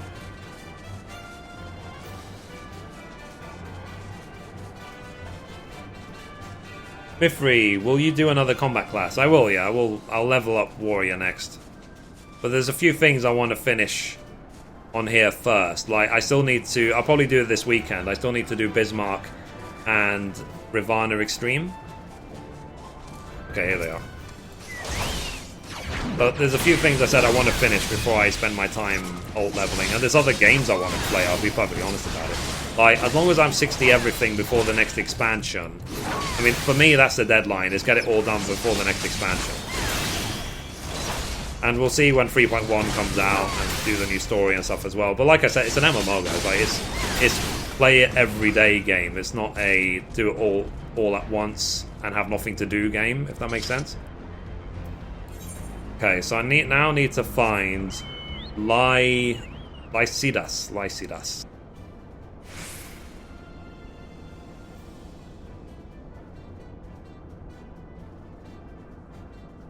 Just looking up where it could be.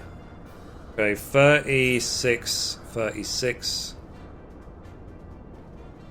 Okay, so Gamma Quadrant. Let me go look for him.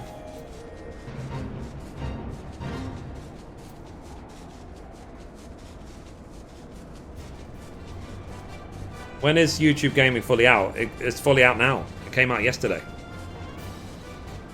So, add me in game, please, Callie Lionheart.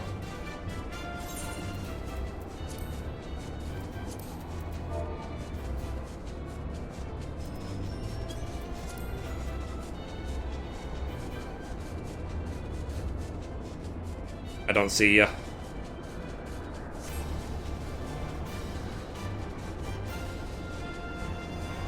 Excited for the new relic? It depends. It really depends, because one thing I'm concerned about is the fact that obviously I did my original relic as a bard. So if I do the next relic as a paladin, will I still get the bonus? You know, the advantage because I finished it? Or will it only count if I go for the bard relic?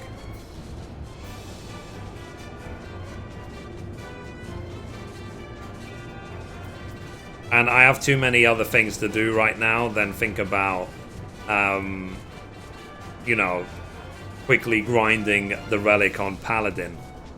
Just for the sake of it, you know? If I was really only playing 14 these days, I probably would do that. I probably would just go ahead and grind the Paladin relic, but I just don't have the time now. I hate looking for these B ranks. They can take so long to find. So far I found 2 A ranks, which is surprising.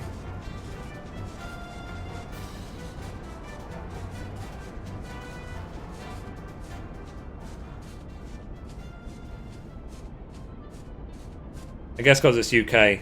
Oh yeah, that's true actually. I think they've initially released it in UK and US. I don't know if they've released it everywhere else yet.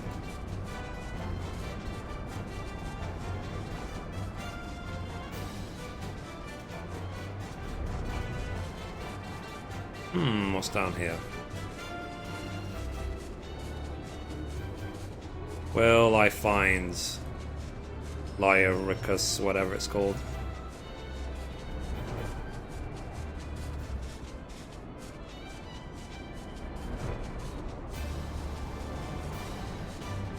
Or Lycidas?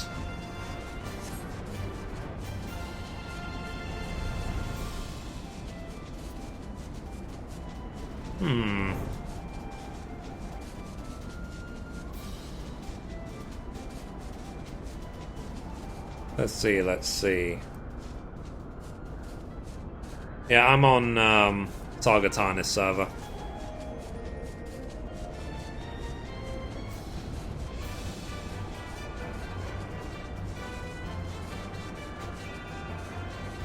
Oh, I've not seen this place before.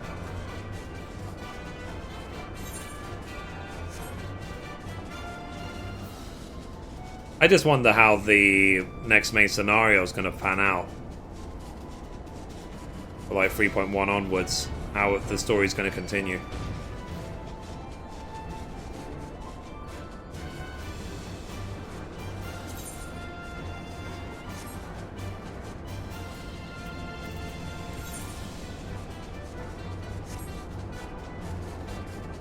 Where is Lycidas? Lycidas. Where are you? Where are you?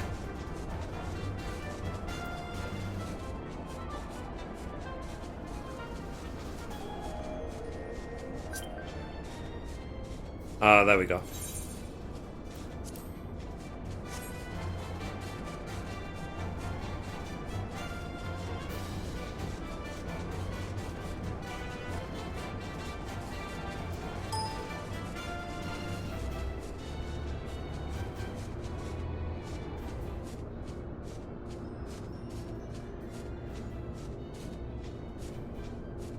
They said another Scions are coming back. Probably. It's what people were complaining about. But let's not get into that, we don't want to spoil it for anyone.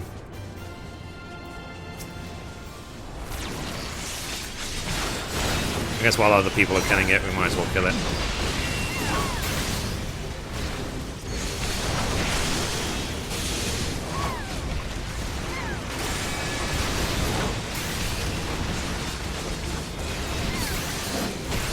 Let's see, let's see.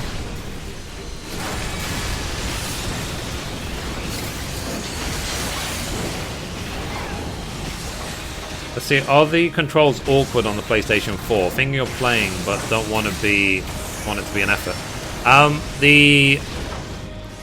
It's designed really well for the controller, but the good thing about PlayStation 4 is that if all else fails, you can just plug in keyboard and mouse.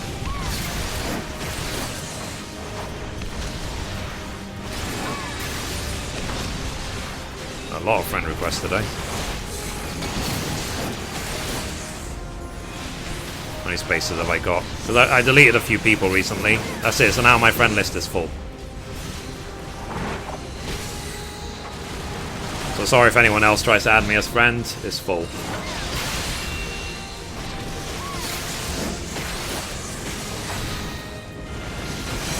Die.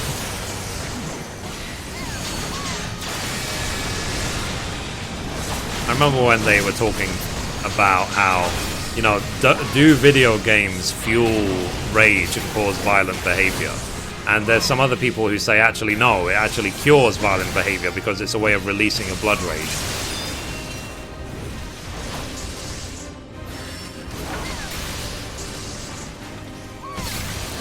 See, all the players watching YouTube on Twitch, still few and far between.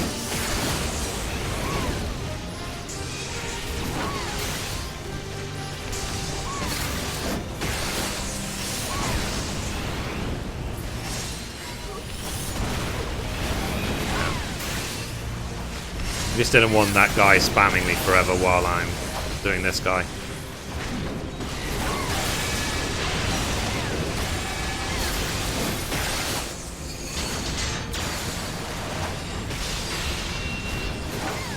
Let's see, let's see, let's see.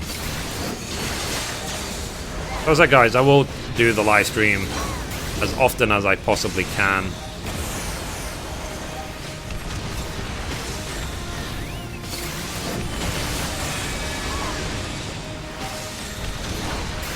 It's almost dead.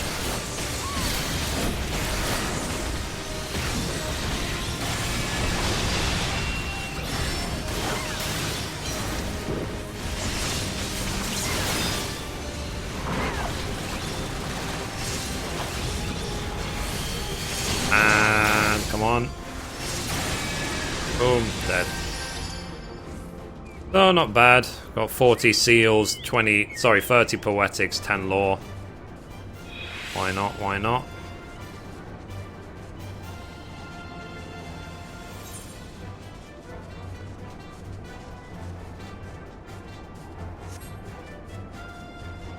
I'm still looking for my target.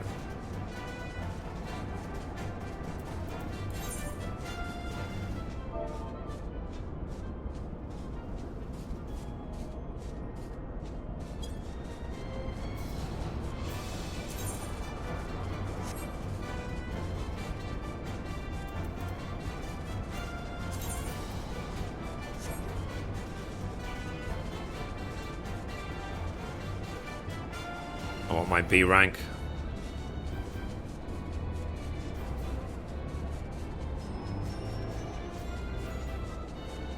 What is this game? Is it an online MMORPG? Yes, it is. It's Final Fantasy XIV Online. A Realm Reborn. Now with the first expansion called Heavensward. So if you want to check it out, find out more about it, you can go to my YouTube channel. I've released like 750 something videos about the game. You can see in full detail what it's about. And if you like MMOs, you're looking for a new one, then you can always do the free trial.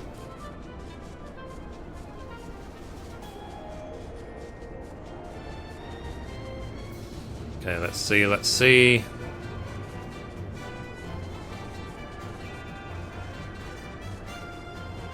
Yeah, you can play with other players, yeah.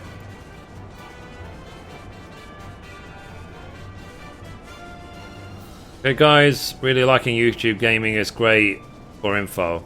Yep, glad you like it. There's also the 14 community is really awesome as well, so it's a lot more friendlier than in other games.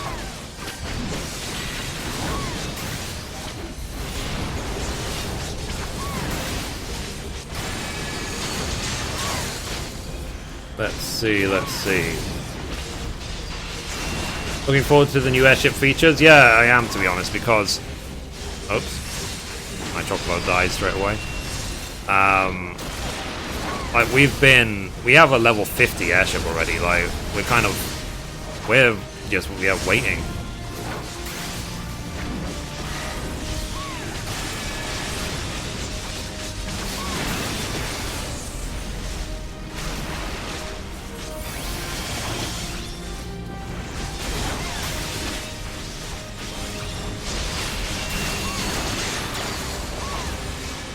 I'm tanking this apparently.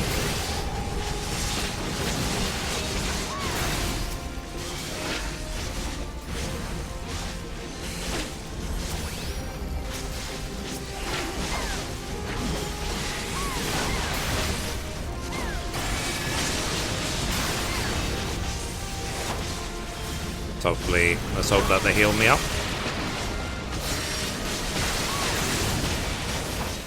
Ow.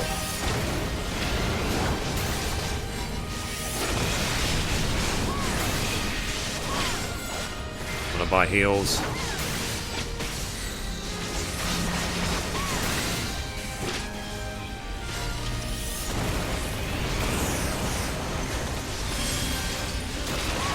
There we go.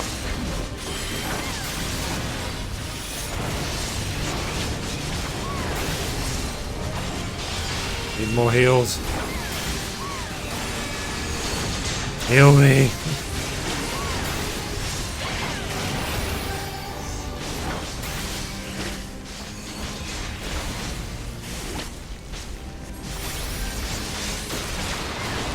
There we go. Airships, did someone say airships? Yep, yep.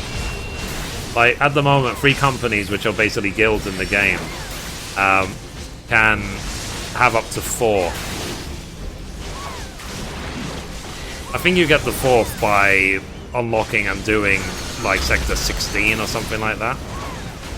Which we will have in about probably 15 hours time. Once the airship comes back, we would have explored it and got our 4th airship.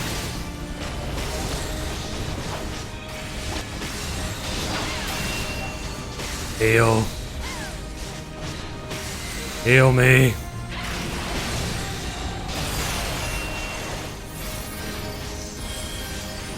Cool.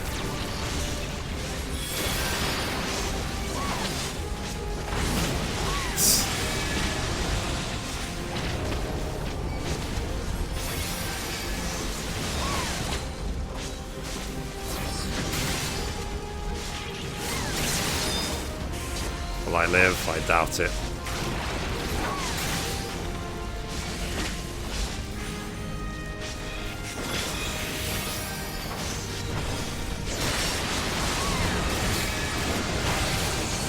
Man.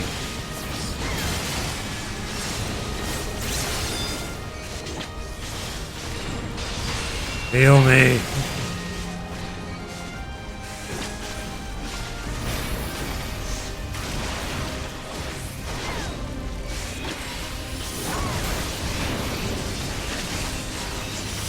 Oh, heal me.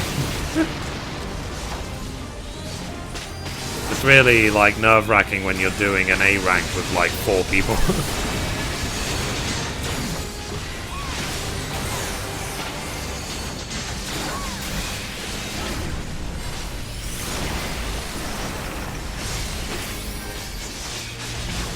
Plus, if I was a warrior, then I could do some crazy self-healing, but I would also take 10 times more damage, so I don't know if I would actually have lived this long.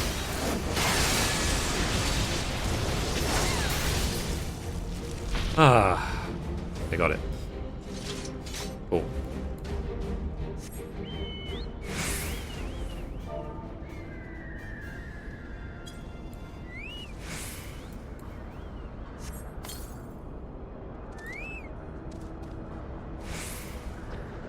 Wow.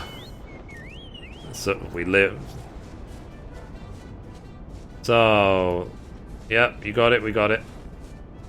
Have they said how many players can go on the new ventures? I'm not sure what you mean. But I think they've said, if you mean for the airships, then they've already said it'll be unlimited. Like, they've said that you don't need even to be in an FC to be able to go there. Like, there will be a means of getting to those islands to kill those bosses without even having an FC. The FC is kind of like a bonus. Only it's not required.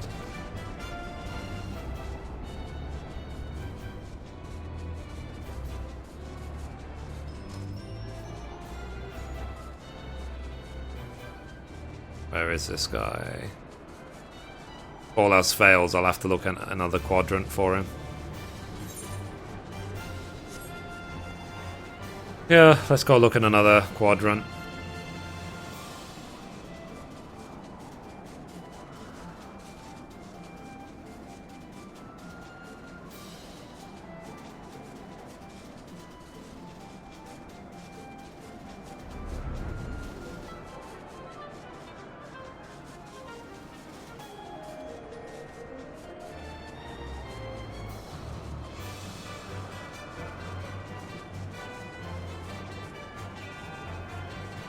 A second, guys. I'm going to look for about 5 minutes more. If I don't find anything, then we're just going to go ahead and do the Rising event.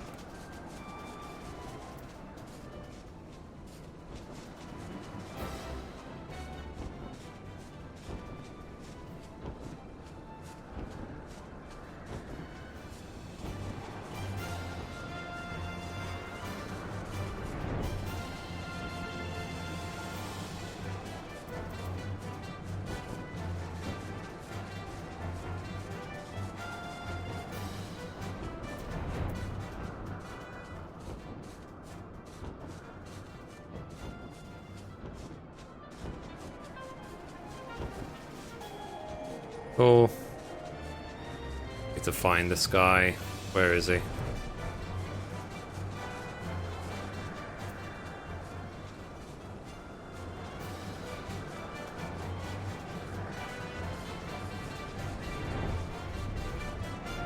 Oh, come on.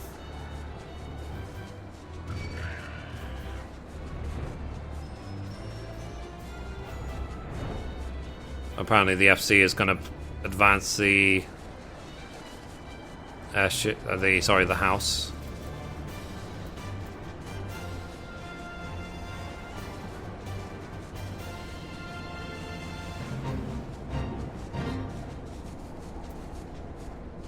You're enjoying every moment of the Rising event, one of the best. Okay.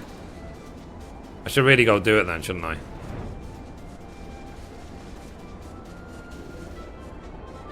Guess it could be an episode I upload for tomorrow.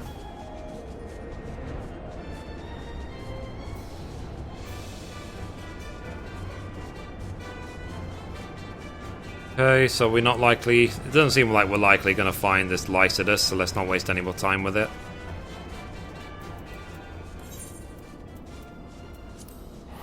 Go back to the house.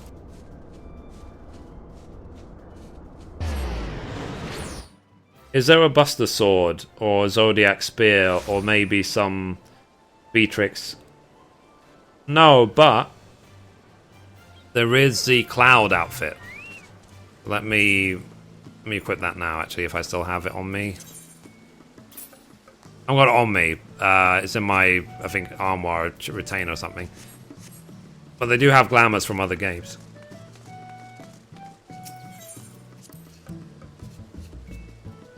It's like, for example, right now, I've actually got the Lightning haircut. So, Lightning's hairstyle from Final Fantasy XIII, that's the haircut that Mithrie has.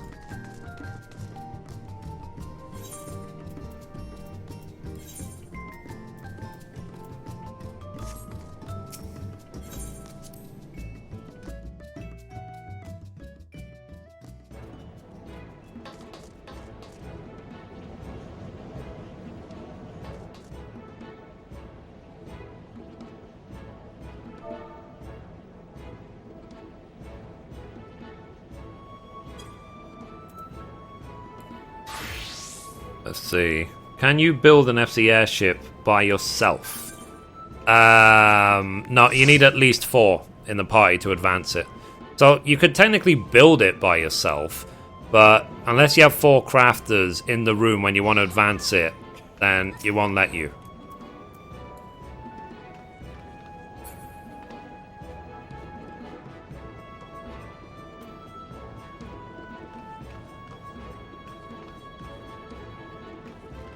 So we're just waiting and waiting. 1 sec.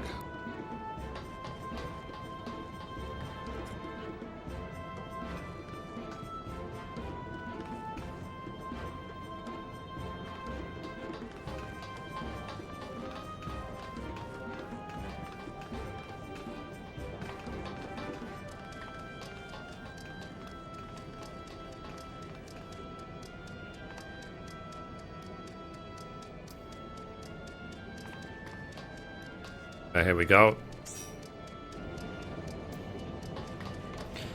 Yep. Diesel's being weird again. Damn it, Diesel.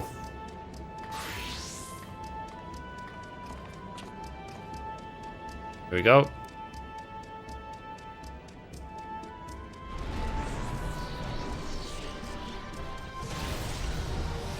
Oh yeah.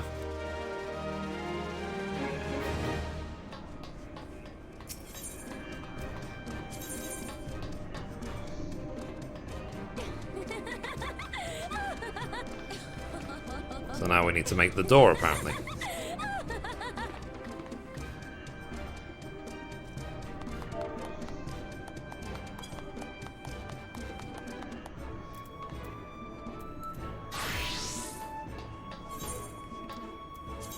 Okay, let's leave Guru.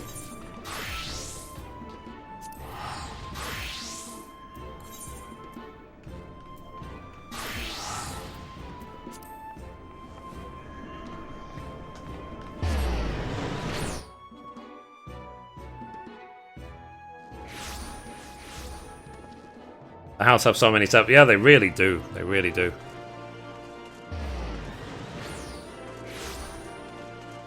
Angel seems like a cool FC. Yeah, it really is. I mean, because people actually talk as well, which is what's really good, and people work together and stuff, so. Okay. So I'm assuming that this is a quest to start the Rising event, given that there's so many people here.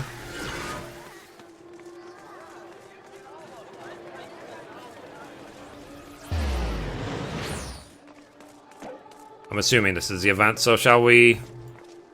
Let's record an episode, shall we?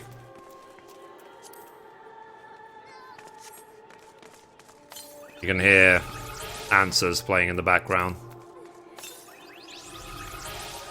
Hi, Suckerum, how are you? Hello, hello, hello. Can I join in the event with you? Yeah, Diesel, sure. Why not? Diesel, where are you?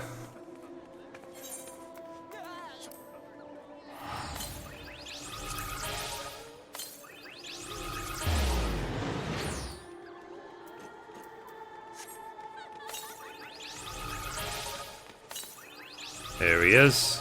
Let's do this.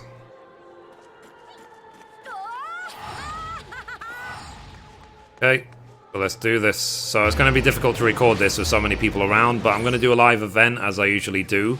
So while I'm recording, I won't be reading chat or anything, so just enjoy the show. One more second, guys. Let me hide my camera.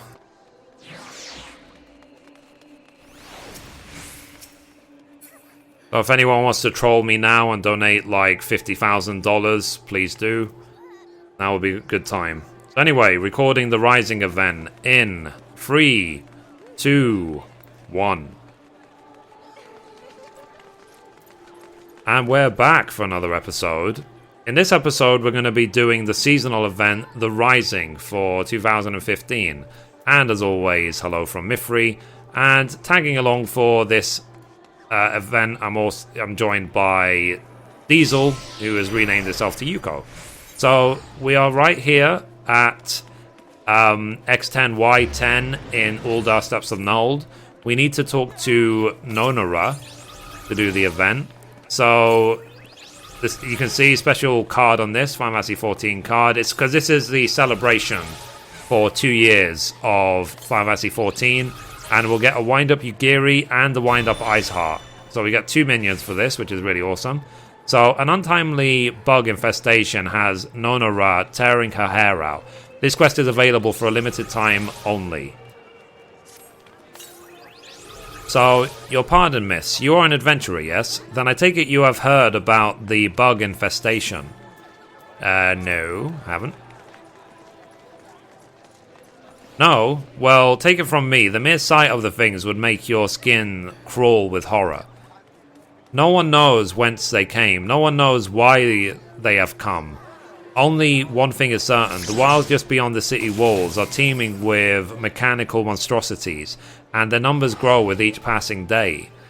What ill fortune that this plague should be visited upon us, so close to the anniversary of our realm's rebirth. How might our citizens pray and reflect in peace with that skittering horde at our gates? Thankfully, this land is not without its heroes. I hear tell of a flamboyant bard who has declared war against the bugs. the stories speak of him engaging the metallic creatures in both Central and Western Fanalan. So, will you not aid this courageous minstrel in his noble attempt to secure a modicum of tranquility for the coming solemnities? Solemnities? I don't know if that's even a word, but whatever. So it says, participate in the fate, recurring bugs. Okay. Oh, for whatever reason, I can't open the map at this time. It's because it's in 2 zones. I think that's why. So we can either find it in Central or Western Fanalan. We're going to try in the Central, just because it's closer. But let's see if finding this fate is easy.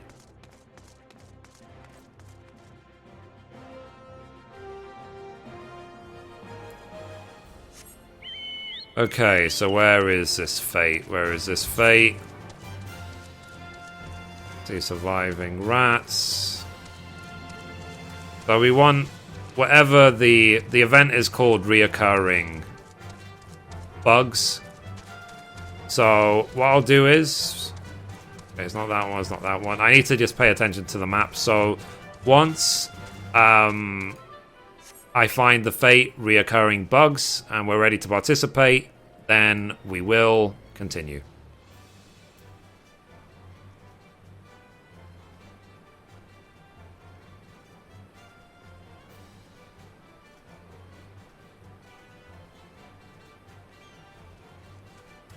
Okay guys, I stopped recording for now, and I'll just wait for the fate to pop. Oh, there it is. Lol. It's right up there. I really don't think I'll make it in time. So the second I'm in the fate, then I will go back.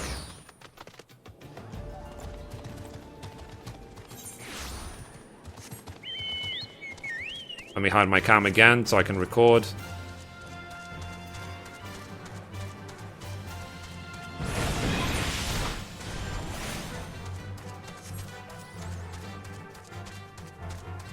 Okay, so we found the fate. It's right here. You see reoccurring bugs.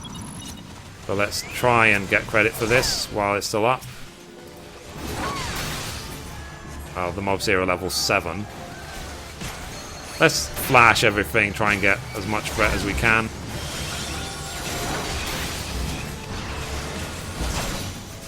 Obviously at level 7 we have about 4 active buttons. Okay, I think that's done. There we go. So that fate is now done. So now let's return to Uldar.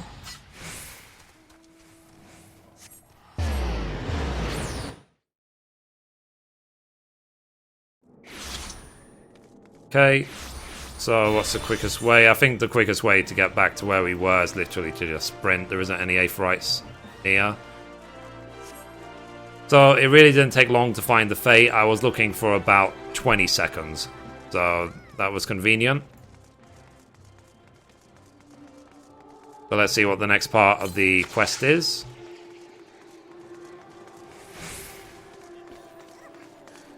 Okay, there she is, Nonara. A cutscene.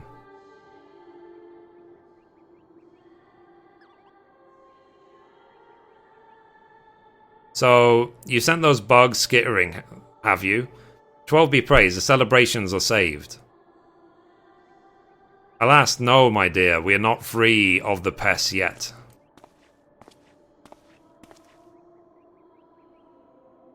I thank you for your assistance, Mithrie. Wheresoever a heroic soul is needed, there shall you ever be found.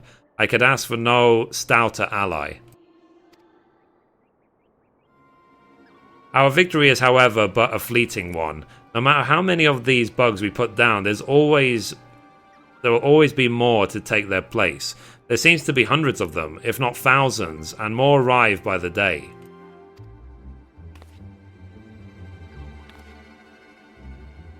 I am doing all I can to thin their numbers, but it is a losing battle. If I am not mistaken, you salvaged a piece of one of their foes, did you not? Might I see it?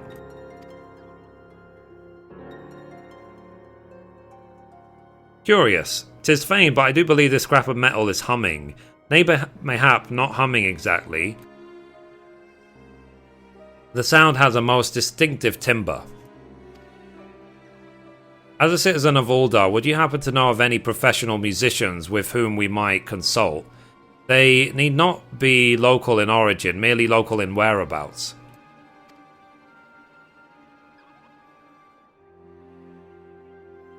Now that you mention it, I did recently make the acquaintance of a visiting composer. He has travelled from afar to attend the anniversary celebrations, seeking inspiration for his next work, I believe. You'll likely find him nearby, sampling all the sights and sounds of the Sultanate. A propitious circumstance indeed. If you are willing, I would have you seek out this composer as soon as you are able, and ask if he can identify the mysterious tone that issues without cease from your battlefield memento.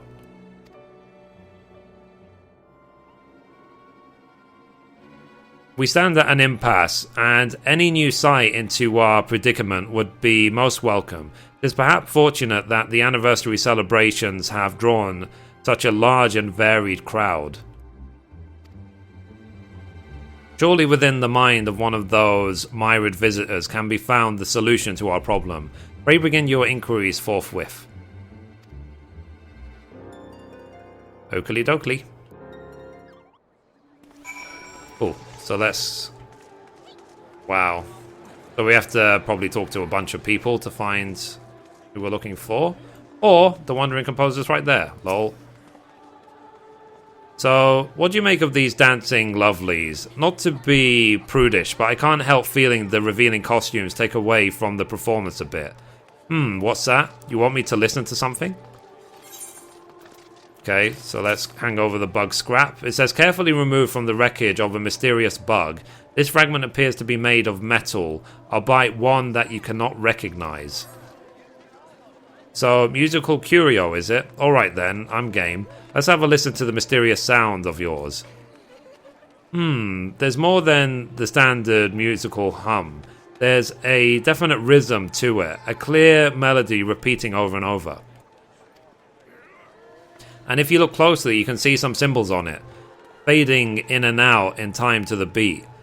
Afraid the meaning's lost on me though. You should show this to a mate of mine. He knows all manner of strange tongues. You'll probably find him in Arzanov Ossuary, salivating over all them dusty tomes. Okay, so let's go to the Thaumaturge Guild. So let's see, let's teleport using the Aetheryte. I know I'm running the wrong way, but it's because I want to get to the closest Aethernet, and then I'll simply teleport there. So Aethernet, then Thaumaturge's Guild.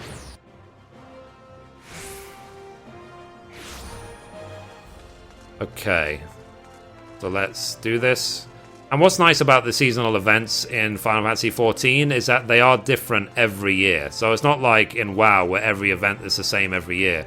It's always unique, it's always different, there's always more to it than meets the eye. So, you have the need of my linguistic expertise. I had intended to immerse myself in these delectable volumes, but I cannot deny the puzzle you have presented to me is most intriguing. Most intriguing indeed. Very well, I shall indulge you. Silence, if you please. Okay, so let's hang over the bug scrap. This is the language of a long-dead civilization.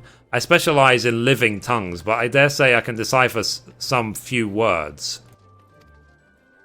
Though the finer details of the message elude me, the word stems suggest a theme of proliferation and command. More I cannot tell you. However, I have had the pleasure of collaborating with a noted author who is well versed in the history and culture of ancient civilizations. It is possible that he might be able to use the hints I have provided as keys to open the next set of doors. I suggest searching for him at the quicksand. Writers do so love to eavesdrop on colourful conversations of adventurers. Okay, let's go. And the Quicksand is the Adventurers Guild of Uldar.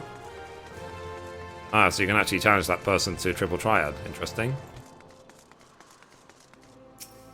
So let's go. Adventurers Guild.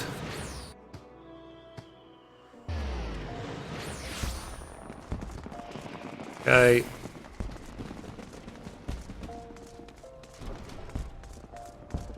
Right.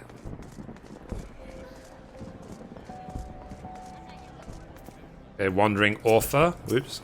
Talk. So, you seem troubled, friend. Mayhap I can be of service.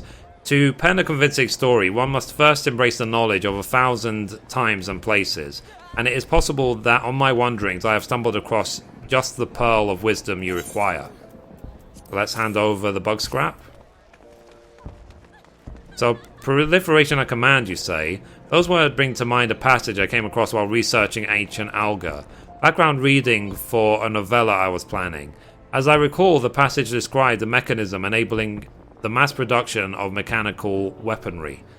But without understanding exactly how the mechanism functions, I fear you will struggle to disrupt it. It's fortunate then that I am acquainted with a highly proficient engineer.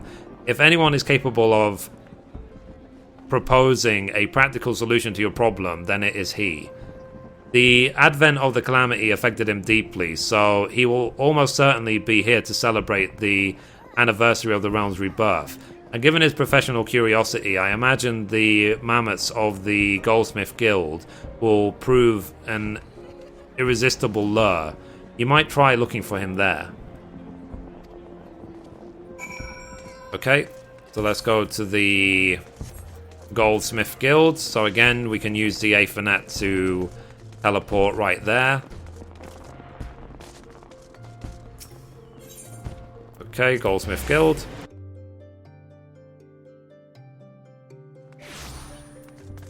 Here is the Wandering Engineer. So he says, you have the need of an engineer's perspective. Very well, allow me to inspect this mechanical fragment. And over again. And over. So, from what you've told me, as well as my own curious observations, I must conclude that the bugs you've fought were constructed with some manner of self-replicating mechanism. Whenever the total number of active units falls below a certain threshold, it triggers a broadcast of a signal, a command for the remaining units to multiply. Short of simultaneously disabling them all, your best hope of victory lies in disrupting this signal and thereby preventing further replication. Pray return now to the friend you mentioned. A minstrel, was he not?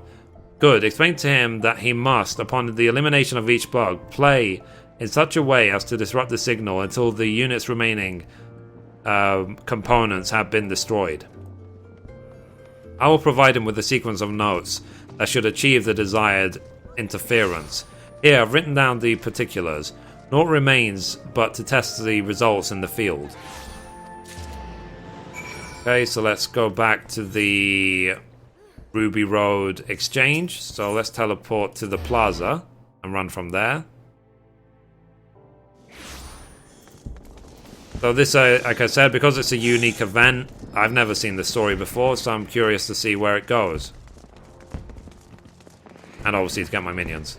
I want my minions. I am definitely collecting as many minions as I can in Final Fantasy XIV. I have quite a few now. So let's see, minion guide. I've got 107 minions so far. So, let's see. Let's talk to the Wandering Minstrel. So, well, my friend, are we closer to finding a permanent means of eradicating these bugs?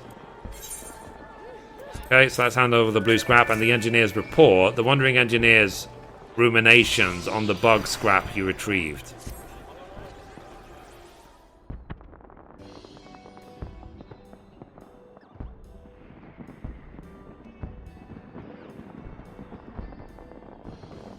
So, such a mechanism would well explain their never-ending numbers. And I need only strum this melody until such a time as I have destroyed the creature's remains, yes? Why, naught could be simpler. I shall tune the... Sorry, it shall be the tune of my triumph. Thank you, adventurer. Now, we might offer our prayers for the victims of the calamity, undisturbed by the discordant clanging of metallic limbs. Without your aid and the advice of the generous visitors, I would never have arrived at the solution you have provided.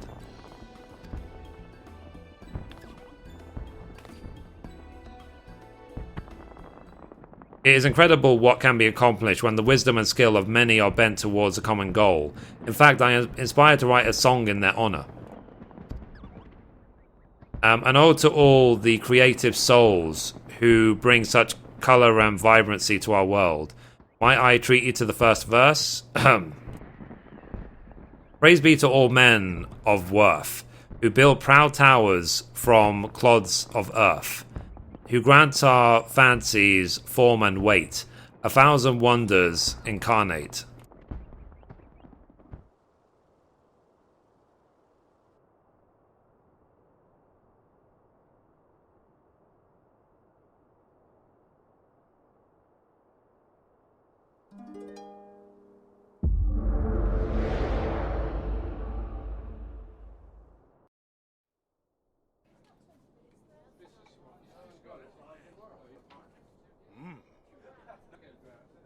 Oh, what's going on here then?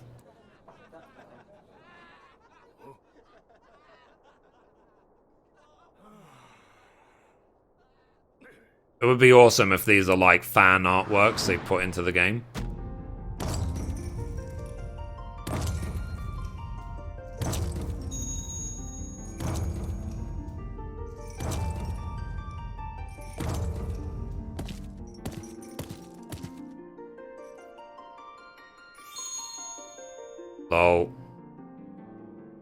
So greetings, Warrior of Light. You have arrived on the 18th floor.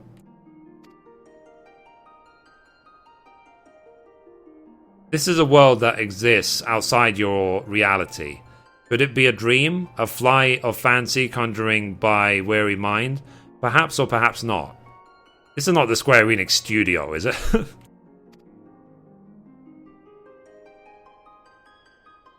All those you see here are creators of incredible fervor, and every single speck of energy and passion they possess is forever channeled towards your realm, towards Eorzea.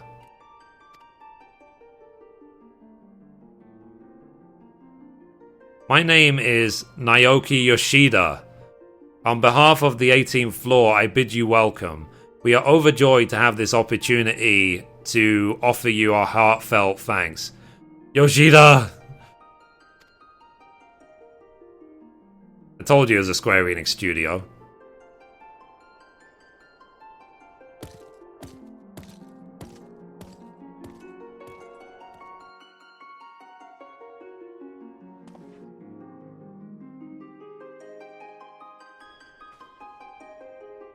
Nice.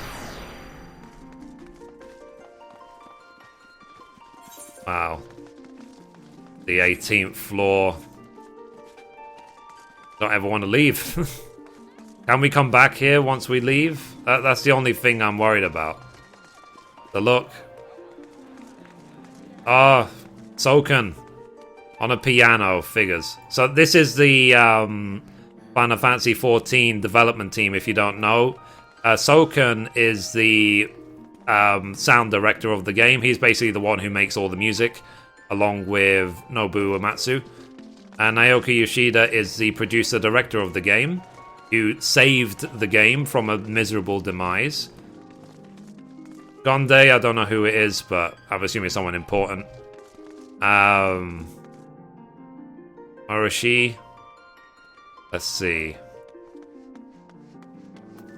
Let me talk to them. So greetings. I am Toshi Moroshi from the community team. When people ask, that's how I explain my position. Let's see, but I also do a lot of work for the operations and marketing teams. I can hardly believe we're already celebrating 2 years of A Realm Reborn. I fly all over the world for Final Fantasy XIV related events, and I recently calculated the distance I've travelled over the course of the last 12 months. A total of 154,750 kilometers. Oh, that's just insane. Not that it will stop me from flitting across the globe for the next 12 months to share in the hopes and dreams of our fans. Speaking of which, it's about time I started planning for the next fan festival. Nice. So let's talk to each one, see what they have to say. So, Assistant Director and Lead Battle Planner, Mitoshi Gondai at your service. It's been 2 years since the release of A Realm Reborn, and thanks to our loyal players, we've been able to put out our first expansion. We won't stop there, of course. Everyone on the dev team will continue to support their hardest to create quality content. Maybe we'll go with the final boss for the next extreme battle. Who's this poor guy in the corner? So, a pleasure to meet you. I am Koji Shirasuji from the Online Business Management Division. You may also have seen me embarrassing myself as Annie. Oh dear. So, I've never seen anything like this in an MMO before. Like, wow. So, let's talk to Soken. So, I am Masayoshi Soken, Sound Director for Final Fantasy XIV. Day and night I'm here working on ways to enhance our players' gaming experience, but who wants to talk about that? Somehow, someday, I want to see this room filled with a crowd of warriors of light wearing Arcane culottes of healing. Oh, cool. Let's talk to this person. So, hi there. I am Hideyuki Kasuga, the lead programmer. I am in charge of all of Final Fantasy XIV's engineering-related tasks. There is so much I will tell you about the mechanical side of things, but I'm afraid my explanations tend to get a bit long-winded. It's probably best if we skip that for now. Tech matters aside, I'm glad to see you having fun with the game. There's a lot more excitement to come, so keep an eye out for future announcements. Wow. Oh, look at that. So let's talk to Takai. So, man, I'm never gonna get that Admiral Scales, you're an adventurer, aren't you? I can tell. I am Hiroshi Takai, Assistant Director on Final Fantasy XIV. It's wonderful to meet you. Oh, so without you and your fellow players, we wouldn't be here, celebrating our 2-year anniversary. We are deeply grateful for your support. Thank you and see you in game. Wow. So they are always trying to think of unique ways to improve the game. So, Toki Suzuki? So, hello, I am Takio Suzuki, the lead designer. My position has me overseeing the graphics for the entire game, which includes the characters, animation, backgrounds, and cutscenes.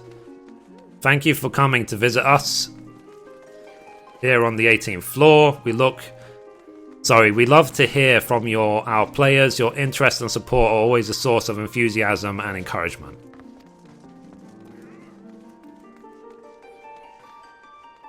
We want to meet all your expectations.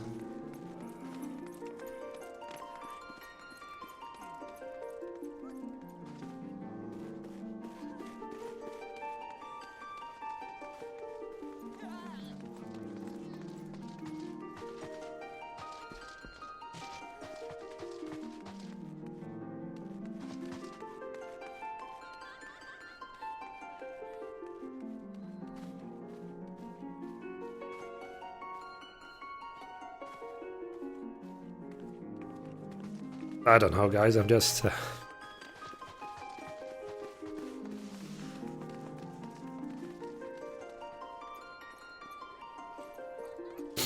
I'm sort of, I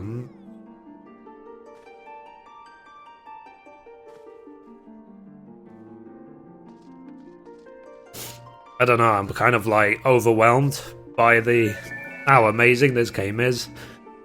How amazing the, community is, and all my friends in Final Fantasy XIV. And, you know, I'm just a big baby, I really am, but it's just, it means so much to me. this game, it really does. And they always surprise me.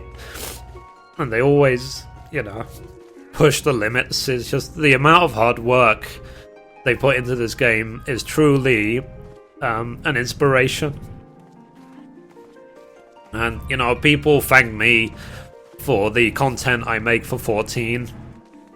And, I am nothing. I am just a shade of the amount of hard work that Square Enix have put into this game. So I will try and finish this episode. I'm very sorry, guys. I don't usually get this emotional, but, I said this is very special for me. Sorry. Let's get... I don't know if you could tell, I was choking up trying to read all this out, so... Anyway, let's get back to it. One sec. Let's read that again. So, we want to meet all your expectations, and we'll keep coming up with interesting new equipment and dungeons. Let's enjoy this journey together. I've loved every second.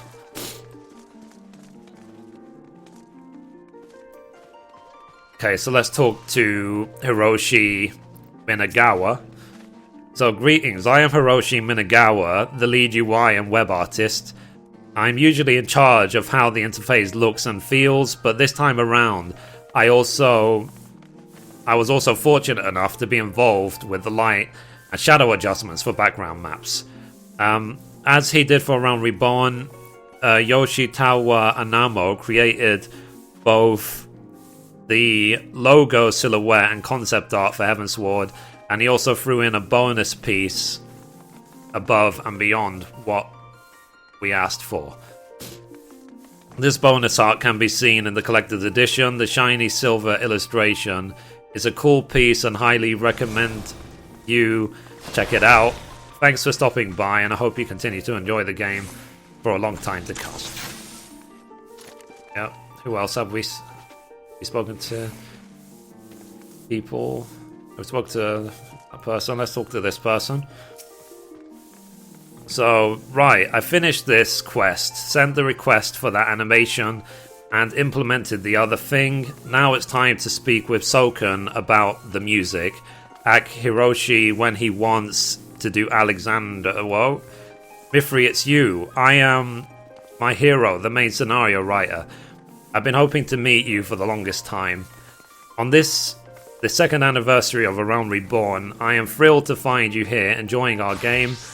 May you continue to enjoy the story of Eorzea for many moons to come. Oh dear. So here is Nabuki Komoto. So greetings, I am Nabuki Komoto, the lead planner. Amongst the multitude of other tasks, it's my job to coordinate between the planners and the programmers, and help balance the development with operations. Day in and day out, the dev team are working hard to bring you a steady stream of enjoyment. We're listening to all your requests, criticisms, and encouragement, and are looking forward to shaping an ever bigger and brighter Eorzea right alongside you. Okay, so let's talk to Koji Fox. So wait, you can see me? This was most interesting. Why? Because I'm not here. There's no possible way I could be here, at least according to the rules which govern Hydaelyn.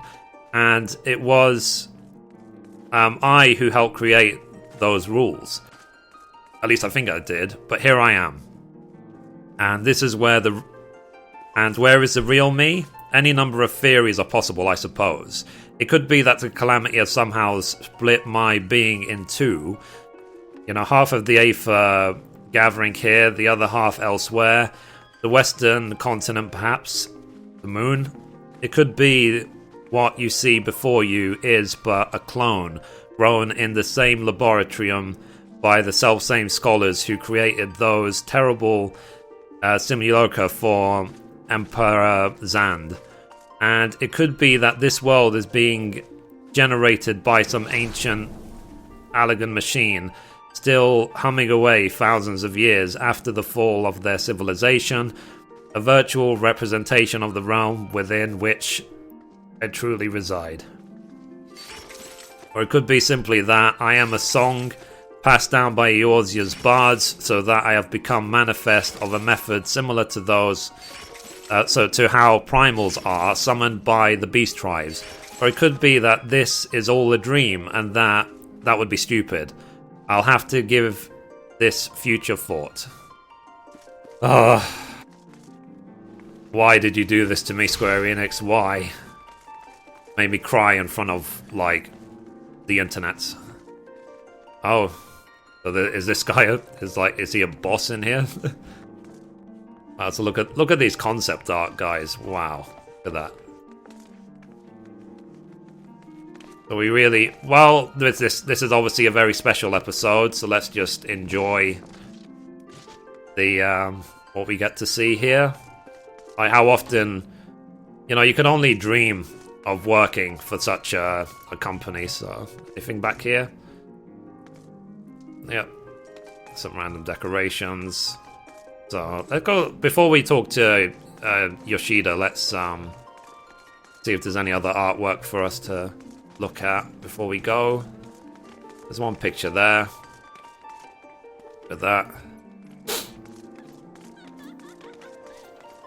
Oh dear. The hidden things? I don't know.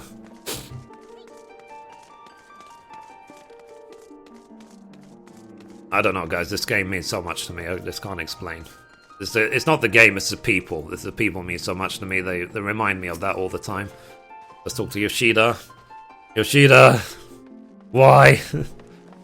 So, I know that each of my colleagues was keen to thank you in person. Have you spoken to everyone? Yes, I did.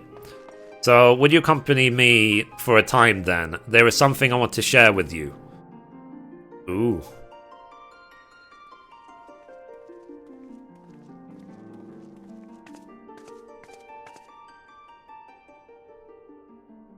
I do hope you're enjoying your time here on the 18th floor. We've all been so eager to meet you. You see, Eorzea is our shared passion, from its deepest valley to the loftiest cloud, and all that lies in between. And you, as one of the chosen to fight in this glorious realm, have become a hero, not only to Eorzea's citizens, but for us as well.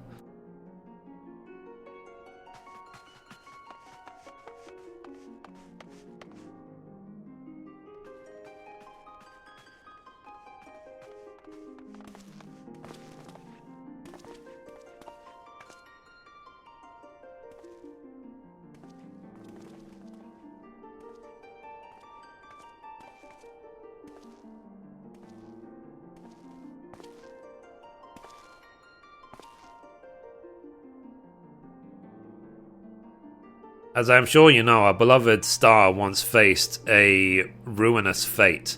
It was fate born of arrogance and pride and vanity, a fate we brought upon ourselves. He's obviously talking about 1.0. And thus we did seek to commune with you, Eorzea's heroes, that we might together realize a desperate plan to forsake our doomed path and begin a journey anew. We would tear down what we had wrought and build another world amid the wreckage of our hubris. Since that day of rebirth, more than 5 years have passed in Eorzea, and the land breathes with renewed vigor, and the law of adventure invites you onward and upwards into the heavens themselves. We shall never again make the mistake of believing that Hydaelyn is ours alone. It is the culmination of the history we have made together and the future we have yet to share.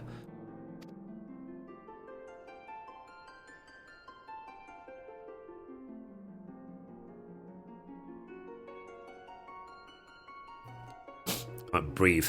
So, there will be days when we shall stand side by side, our laughter ringing in the air. There will be days when we shall be at odds, our brows furrowed in frustration. But only through such earnest exchanges shall Eorzea continue to flourish, and new creations take shape. The calamity taught us the truth of that. It is our fondest hope that our adventures in Eorzea will be a constant source of joy and wonder. May you ever walk in the light of the crystal.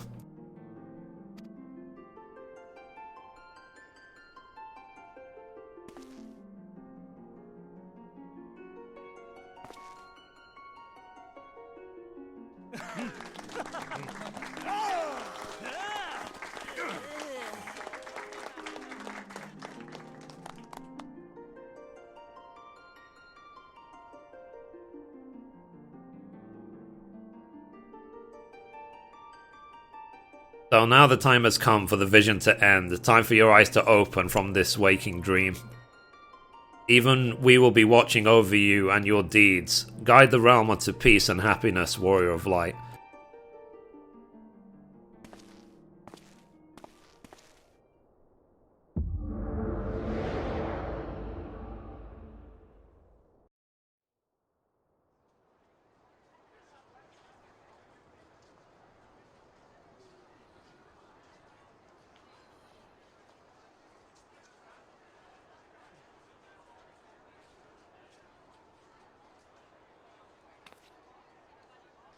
So by your expression I thought your mind adrift on distant seas. Tell me, what manner of waking dream captivated your senses so completely?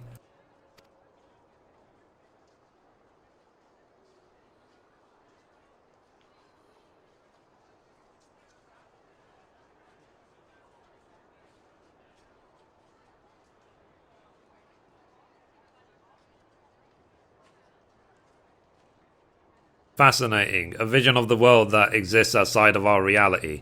Was it a dream? A fight of fancy conjured by your weary mind? I doubt we will ever know.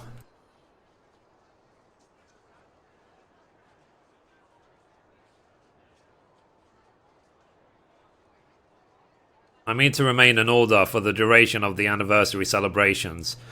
Should you wish to experience the vision again, you have only to ask. I shall be glad to send you on your way with a song.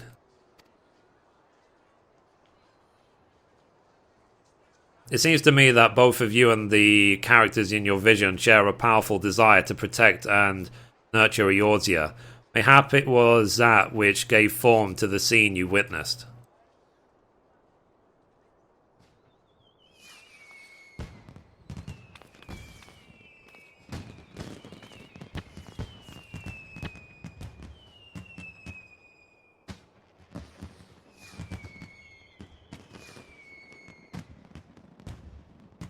Let us now take a moment to remember those flames were extinguished too soon.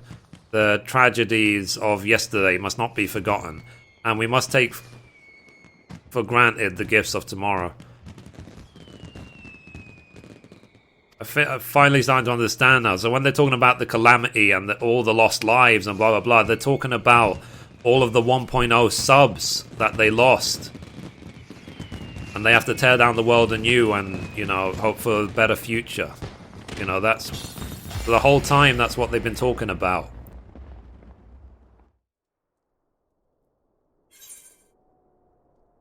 God. It's complete.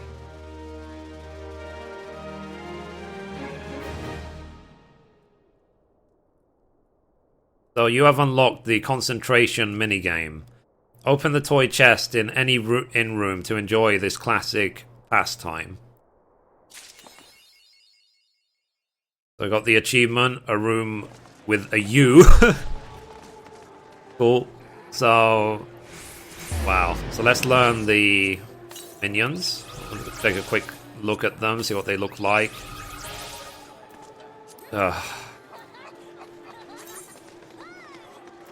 That drained me. That drained my soul completely. Let's look at Yugiri.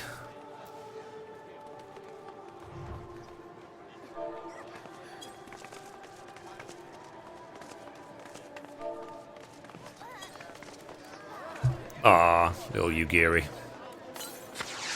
Okay, so now let's look at Iceheart.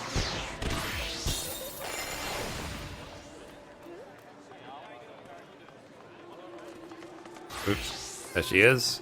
Iceheart. Ah, how cute is that? We see Diesel. So here is Iceheart and here's Diesel. Oh yeah. I don't know. I don't know how to feel right now.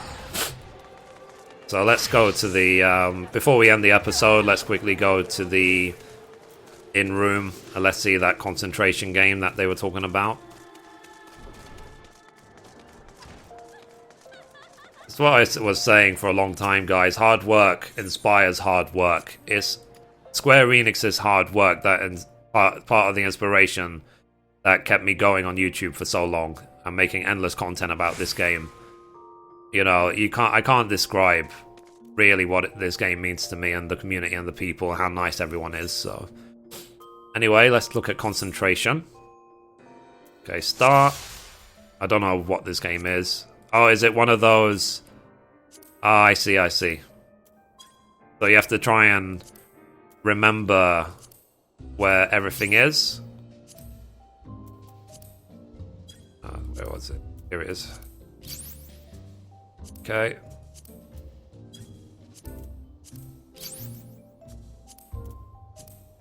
That was a good. That was luck. Yeah.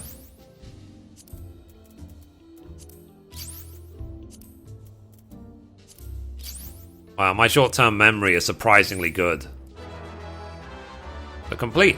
So I did it in 14 turns. So that it's one of those games. It's just to sort of flip it and match it type of games.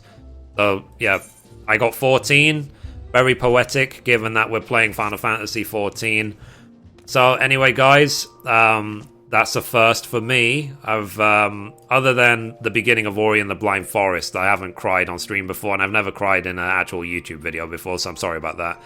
I love everything about this game. Let me show my cam. Let's show them real Mithrie.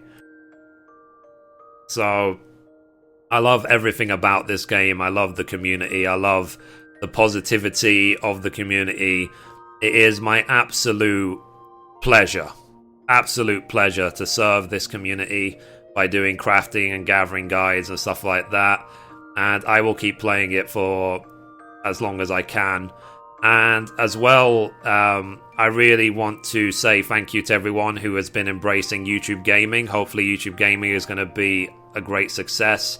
Again, props to YouTube for their hard work. You know, so hard work inspires hard work, guys.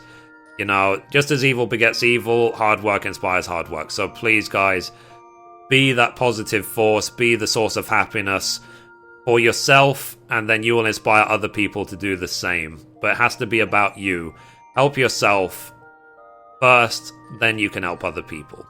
So, I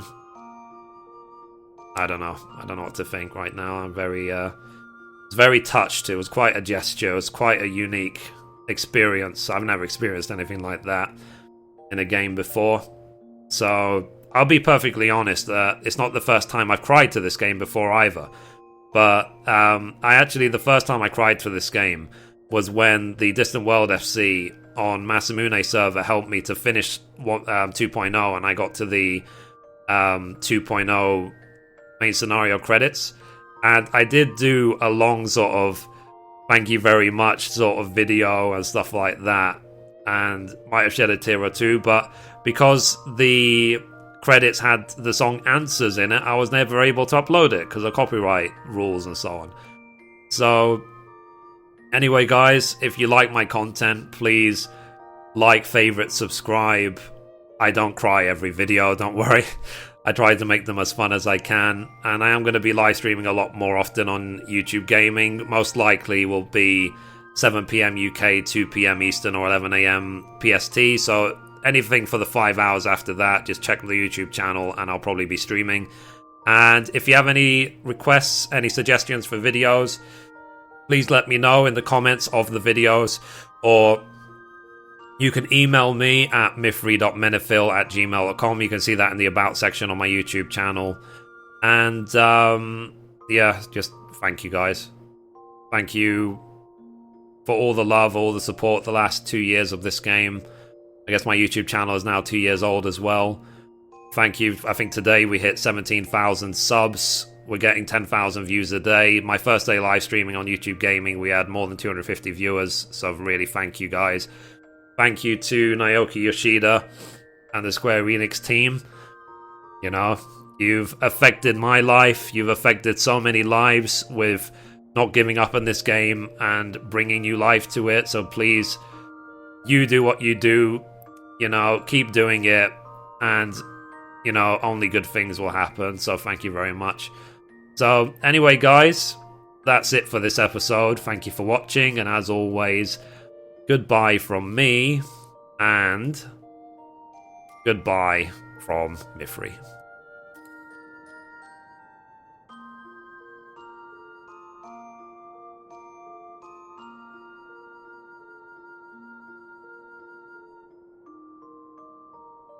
I'm sorry, guys. I've finished recording.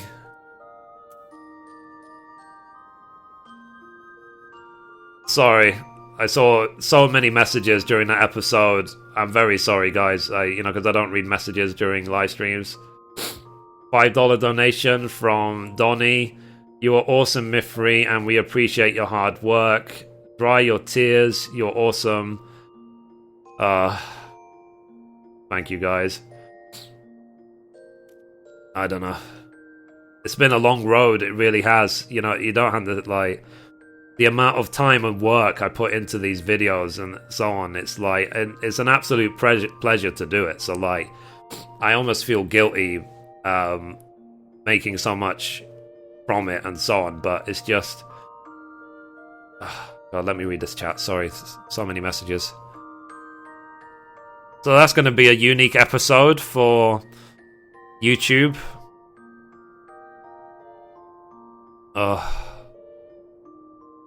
Didn't know we were signing up for a field trip. I didn't know, because people said it was unique. They didn't say it was gonna flippin' destroy me. I had an interview with them back in '98. Didn't get the job. It was going to be on the movie, so maybe it's better I didn't get the job. Yeah, the Final Fantasy movie. I remember. My heart. I'm very sorry, guys. I really, really didn't expect this. Yoshida. Sorry, I'm catching up with the chat. So yeah, if you haven't done the event, enjoy it.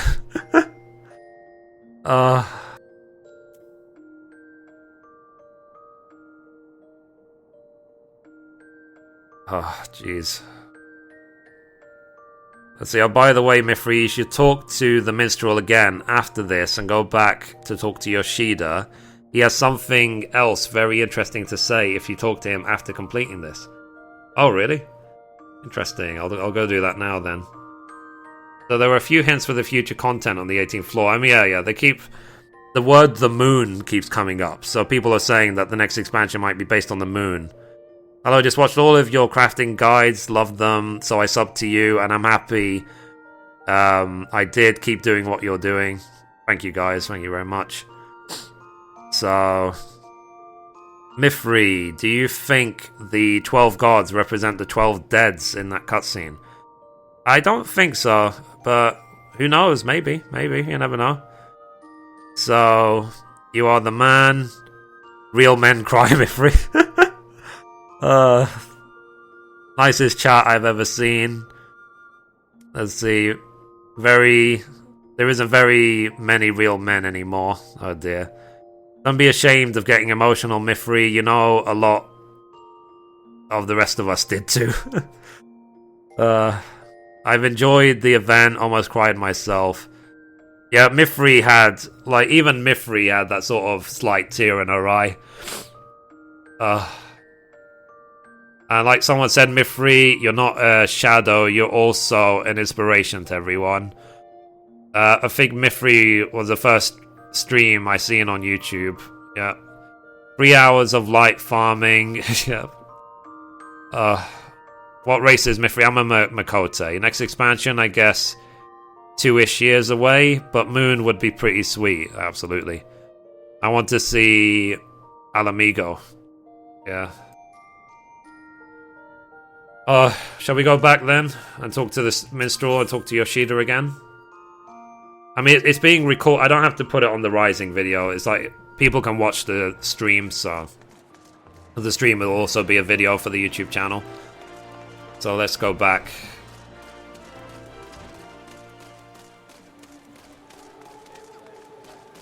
It's good to cry sometimes, just let out the stress, let out the feelings. So let's see, let's talk to the minstrel if we can. So, did you wish to hear those verses again? Yes, climb to the 18th floor. It's gonna be sad, like, when we can't go back to the 18th floor, not unless they make it like a yearly thing. Like, just a few days a year, we're able to come back. So, you're saying we should talk to Yoshida again? Yoshida! We've barely ushered Heavensward out the door, and we already need to decide on the direction of the next expansion. The deadline for that opening movie storyboard is right around the corner. Where should we base this new adventurer? Under the sea, under the ground, on the moon, maybe? Even if we do a fair amount of time until release, we have to plan out announcements, and coming up with a brand new scenario is never an easy task. And then there'll have to be new jobs, of course. Samurai? Or how about Red Mage? Oh, we'll keep those idle musings to yourself, won't you? Yeah. Sure, yeah, I'll keep it a secret. Totally.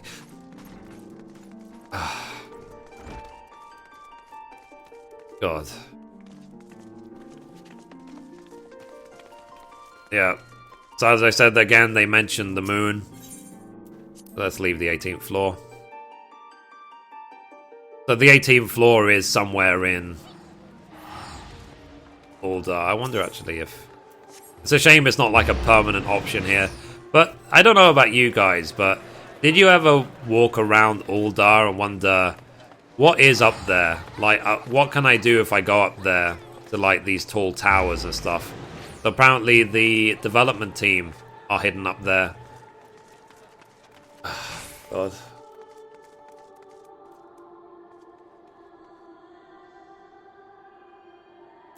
But really, guys, thank you so much for the love and the support. What time is it? 10:30. I guess I can go back and try and find that B rank I was looking for before. Underwater would be nice, get some swimming put in. Maybe, but they'll probably do the underwater facility that they had in Final Fantasy XIV. Remember the underwater research facility? Jesus. I was trying so hard to read all of that without, like, sobbing. Like, I don't know if you noticed the gaps between what I was saying were getting bigger and bigger and bigger. It's sort of like that, you know, that feeling in your throat. Like, you know you're gonna cry, but you try and swallow it down. You try and do anything you can to stop it happening, but eventually you just have to let it out.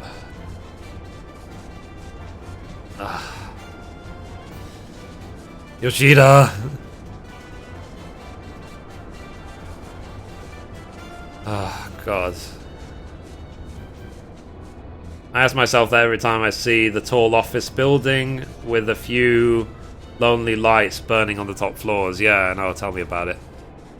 It's just... I mean, that's something to be honest, that's something I wondered even in 1.0, because in 1.0, I think you start the game in Uldar. So I've wondered that for years. Oh, God.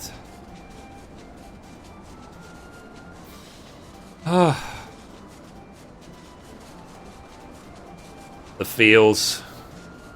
You have a heart? Yeah, yeah. It's just so, it's very, like, just... It puts you in your place, you know? Like, you realize, like, how much you should admire people who really put in such hard work. Like, I hate to imagine the amount of pressure, the amount of stress that was on Square Enix's shoulders when Yoshida basically had to say to the dev team, we're gonna destroy this game and start again. You know, imagine how stressed they were and how, with like the hard work and so on. I can understand more now why, like, I don't know if you guys remember, but after 2.0 launched, there was a bunch of problems on the NA servers, and so people trying to get on early access weren't able to really to access early access because the servers didn't work. And there was a video of Yoshida crying, like he couldn't control his emotion. I don't know if you ever saw that video. Let me see if I can find it actually.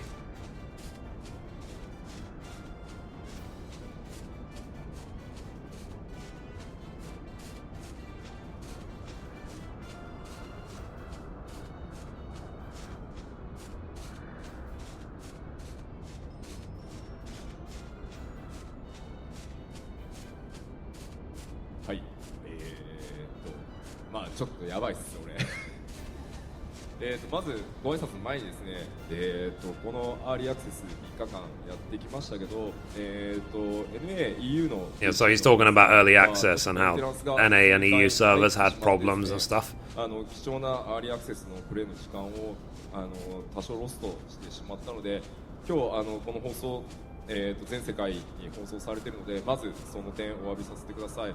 申し訳ありません。これから先、長い、旅が始まるので、まあ、その中でまたその、辺りを挽回していけたらなと思ってます。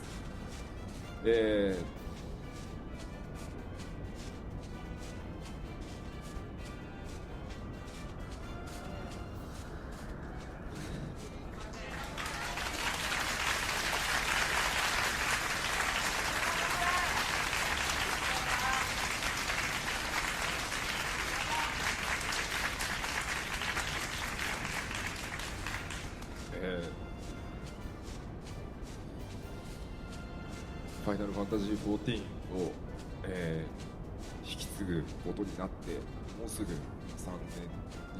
年。Yeah, thanks, Yoshi P. I'm crying again. Why? まあ、当初はそこまで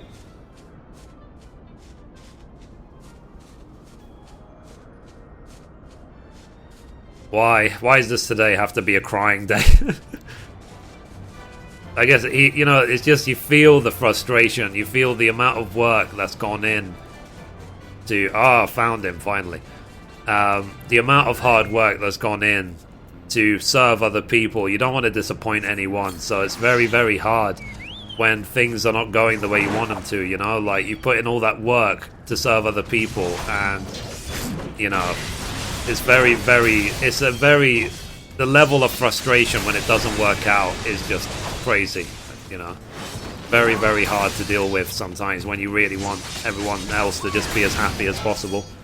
So, let's see, that's why Japanese devs are awesome. They put their heart into their work. Western developers only care about the money, I feel. Yeah, it is a cultural difference in Japan, definitely. It's like, it's a great honor in Japan to like impress your boss, whereas I'm fairly certain, for example in the UK and probably in the US as well, that most people hate their boss. Like, it's not as common to love your manager. So I don't know, it's just cultural differences. But like I said, guys, it's very like, when you put in that level of work to serve other people, it's very it's incredibly rewarding, but it's very involved. It's like you're giving a part of your soul away to, like, just to make other people happy, you know, because it brings you joy doing it. So, like, it's not like we're not selfless in this. Like, you know, I make decent pocket money doing videos on YouTube and stuff, and obviously Yoshida and Square Enix have been able to put their company in the black because of 14. But it is still like, the hard work and stuff is a choice, if you know what I mean. It's like, you really want other people to be happy as much as possible, you know. It's really, really, and it's what I said to people as well when it comes to my crafting and gathering videos and stuff like that. I know crafting and gathering and MMO is not everything, guys, I know that. But I want to make people happy. I want to make people independent so that they can just enjoy the game and have as much fun with it as possible. That's my aim You know, it's not to just be the best crafter ever, it's to have fun. I've repeated that message so many times, that if you're not having fun in this game, play something else that you do enjoy. You know, spend your life and make it as fun as possible. Do not spend your life being a troll, being miserable. You know, that is not a way to live. The way to live is to make yourself as happy as possible and try and make other people as happy as possible as well. So let's see, I'm back. My download is finished. Cool. Oh dear. So, what do you reckon the thumbnail of the video should be? Because, you know, I always do custom thumbnails on my videos. Shall I actually do one of me crying for the Rising? Or shall I leave it in there as like a bonus?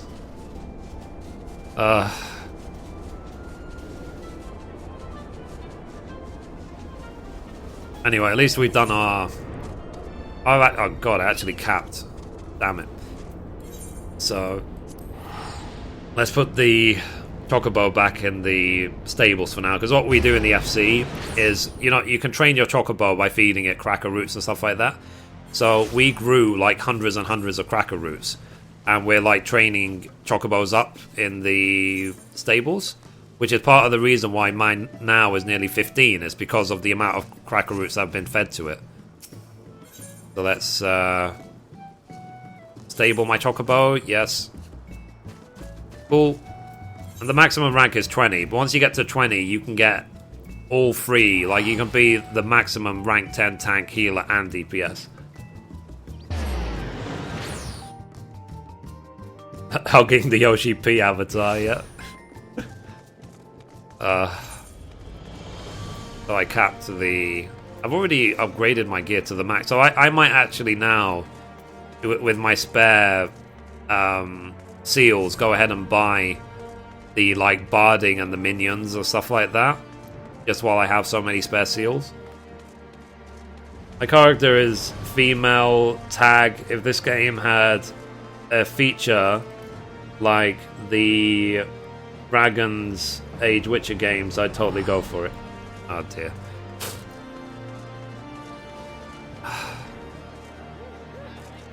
I'm drained, guys. I'm just shattered. Let's see, advanced. Seals. So let's see, 400 for the minions, really? So let's buy the barding then.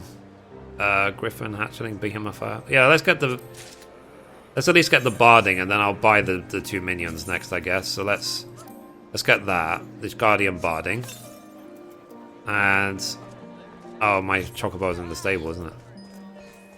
Let's go back to the FC and let's get the Chocobo and see what the barding looks like.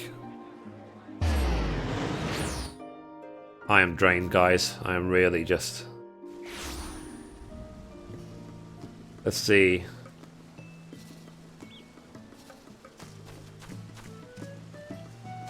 Oh, dear. Sorry, yeah, I'm already here. I teleported to the free company, and then I tried to teleport again to the free company. Shows that my brain is in the right place. Let's go somewhere we can summon the Chocobo. Change the barding.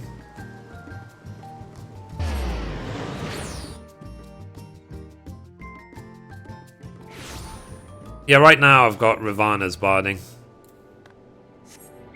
The one you can craft from Ravana Extreme. And then let's see what the Ishgardian barding looks like. I've got so many bardings. Really got, well, I think most of them.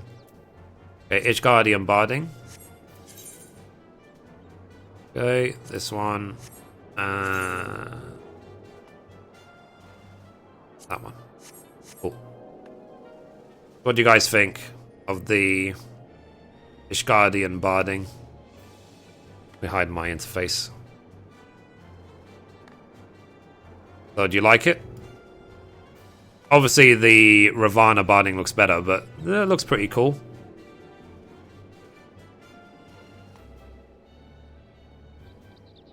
Oh, man.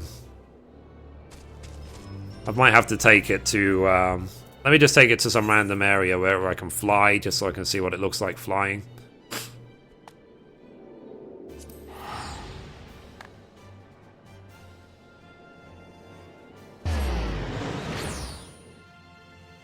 Ice barding, how'd you get that? It's the ice barding, I believe, is crafted from like Shiva stuff. Oops. It's foggy here. So let's see, can we... Yeah, it looks pretty cool. But do you guys like it? The Ishgardian barding?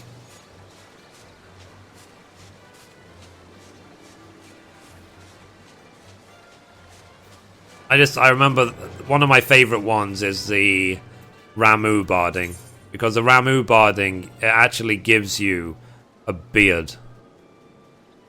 So let's see, I think it's 11. 11 barding, 11. Yep, see? So the Ramu barding, or the 11 barding, you see, it's got a beard. It's got a Ramu beard. It's actually really, really funny. This was my favorite one for a very, very long time.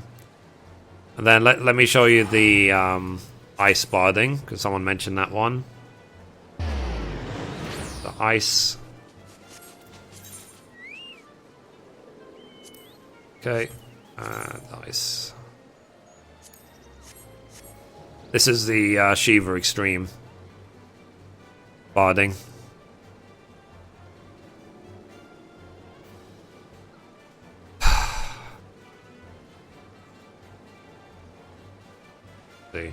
What do you guys think? Do you like the Shiva barding as well?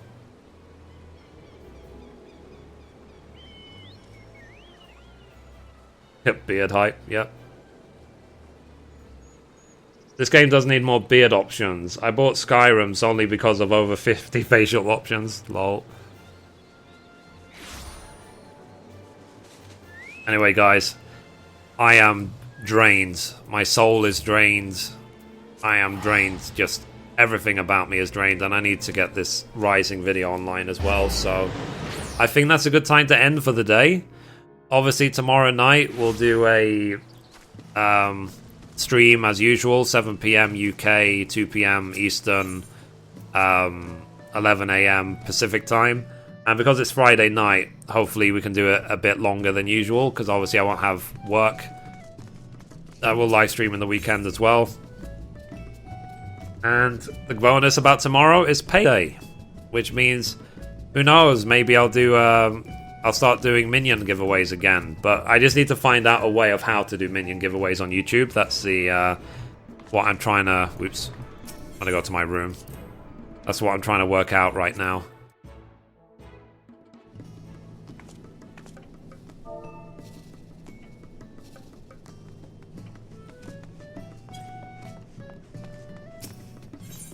Okay, let's go to the private chambers. So, I think that's a good time to end. So, make sure to subscribe to my YouTube channel. Make sure to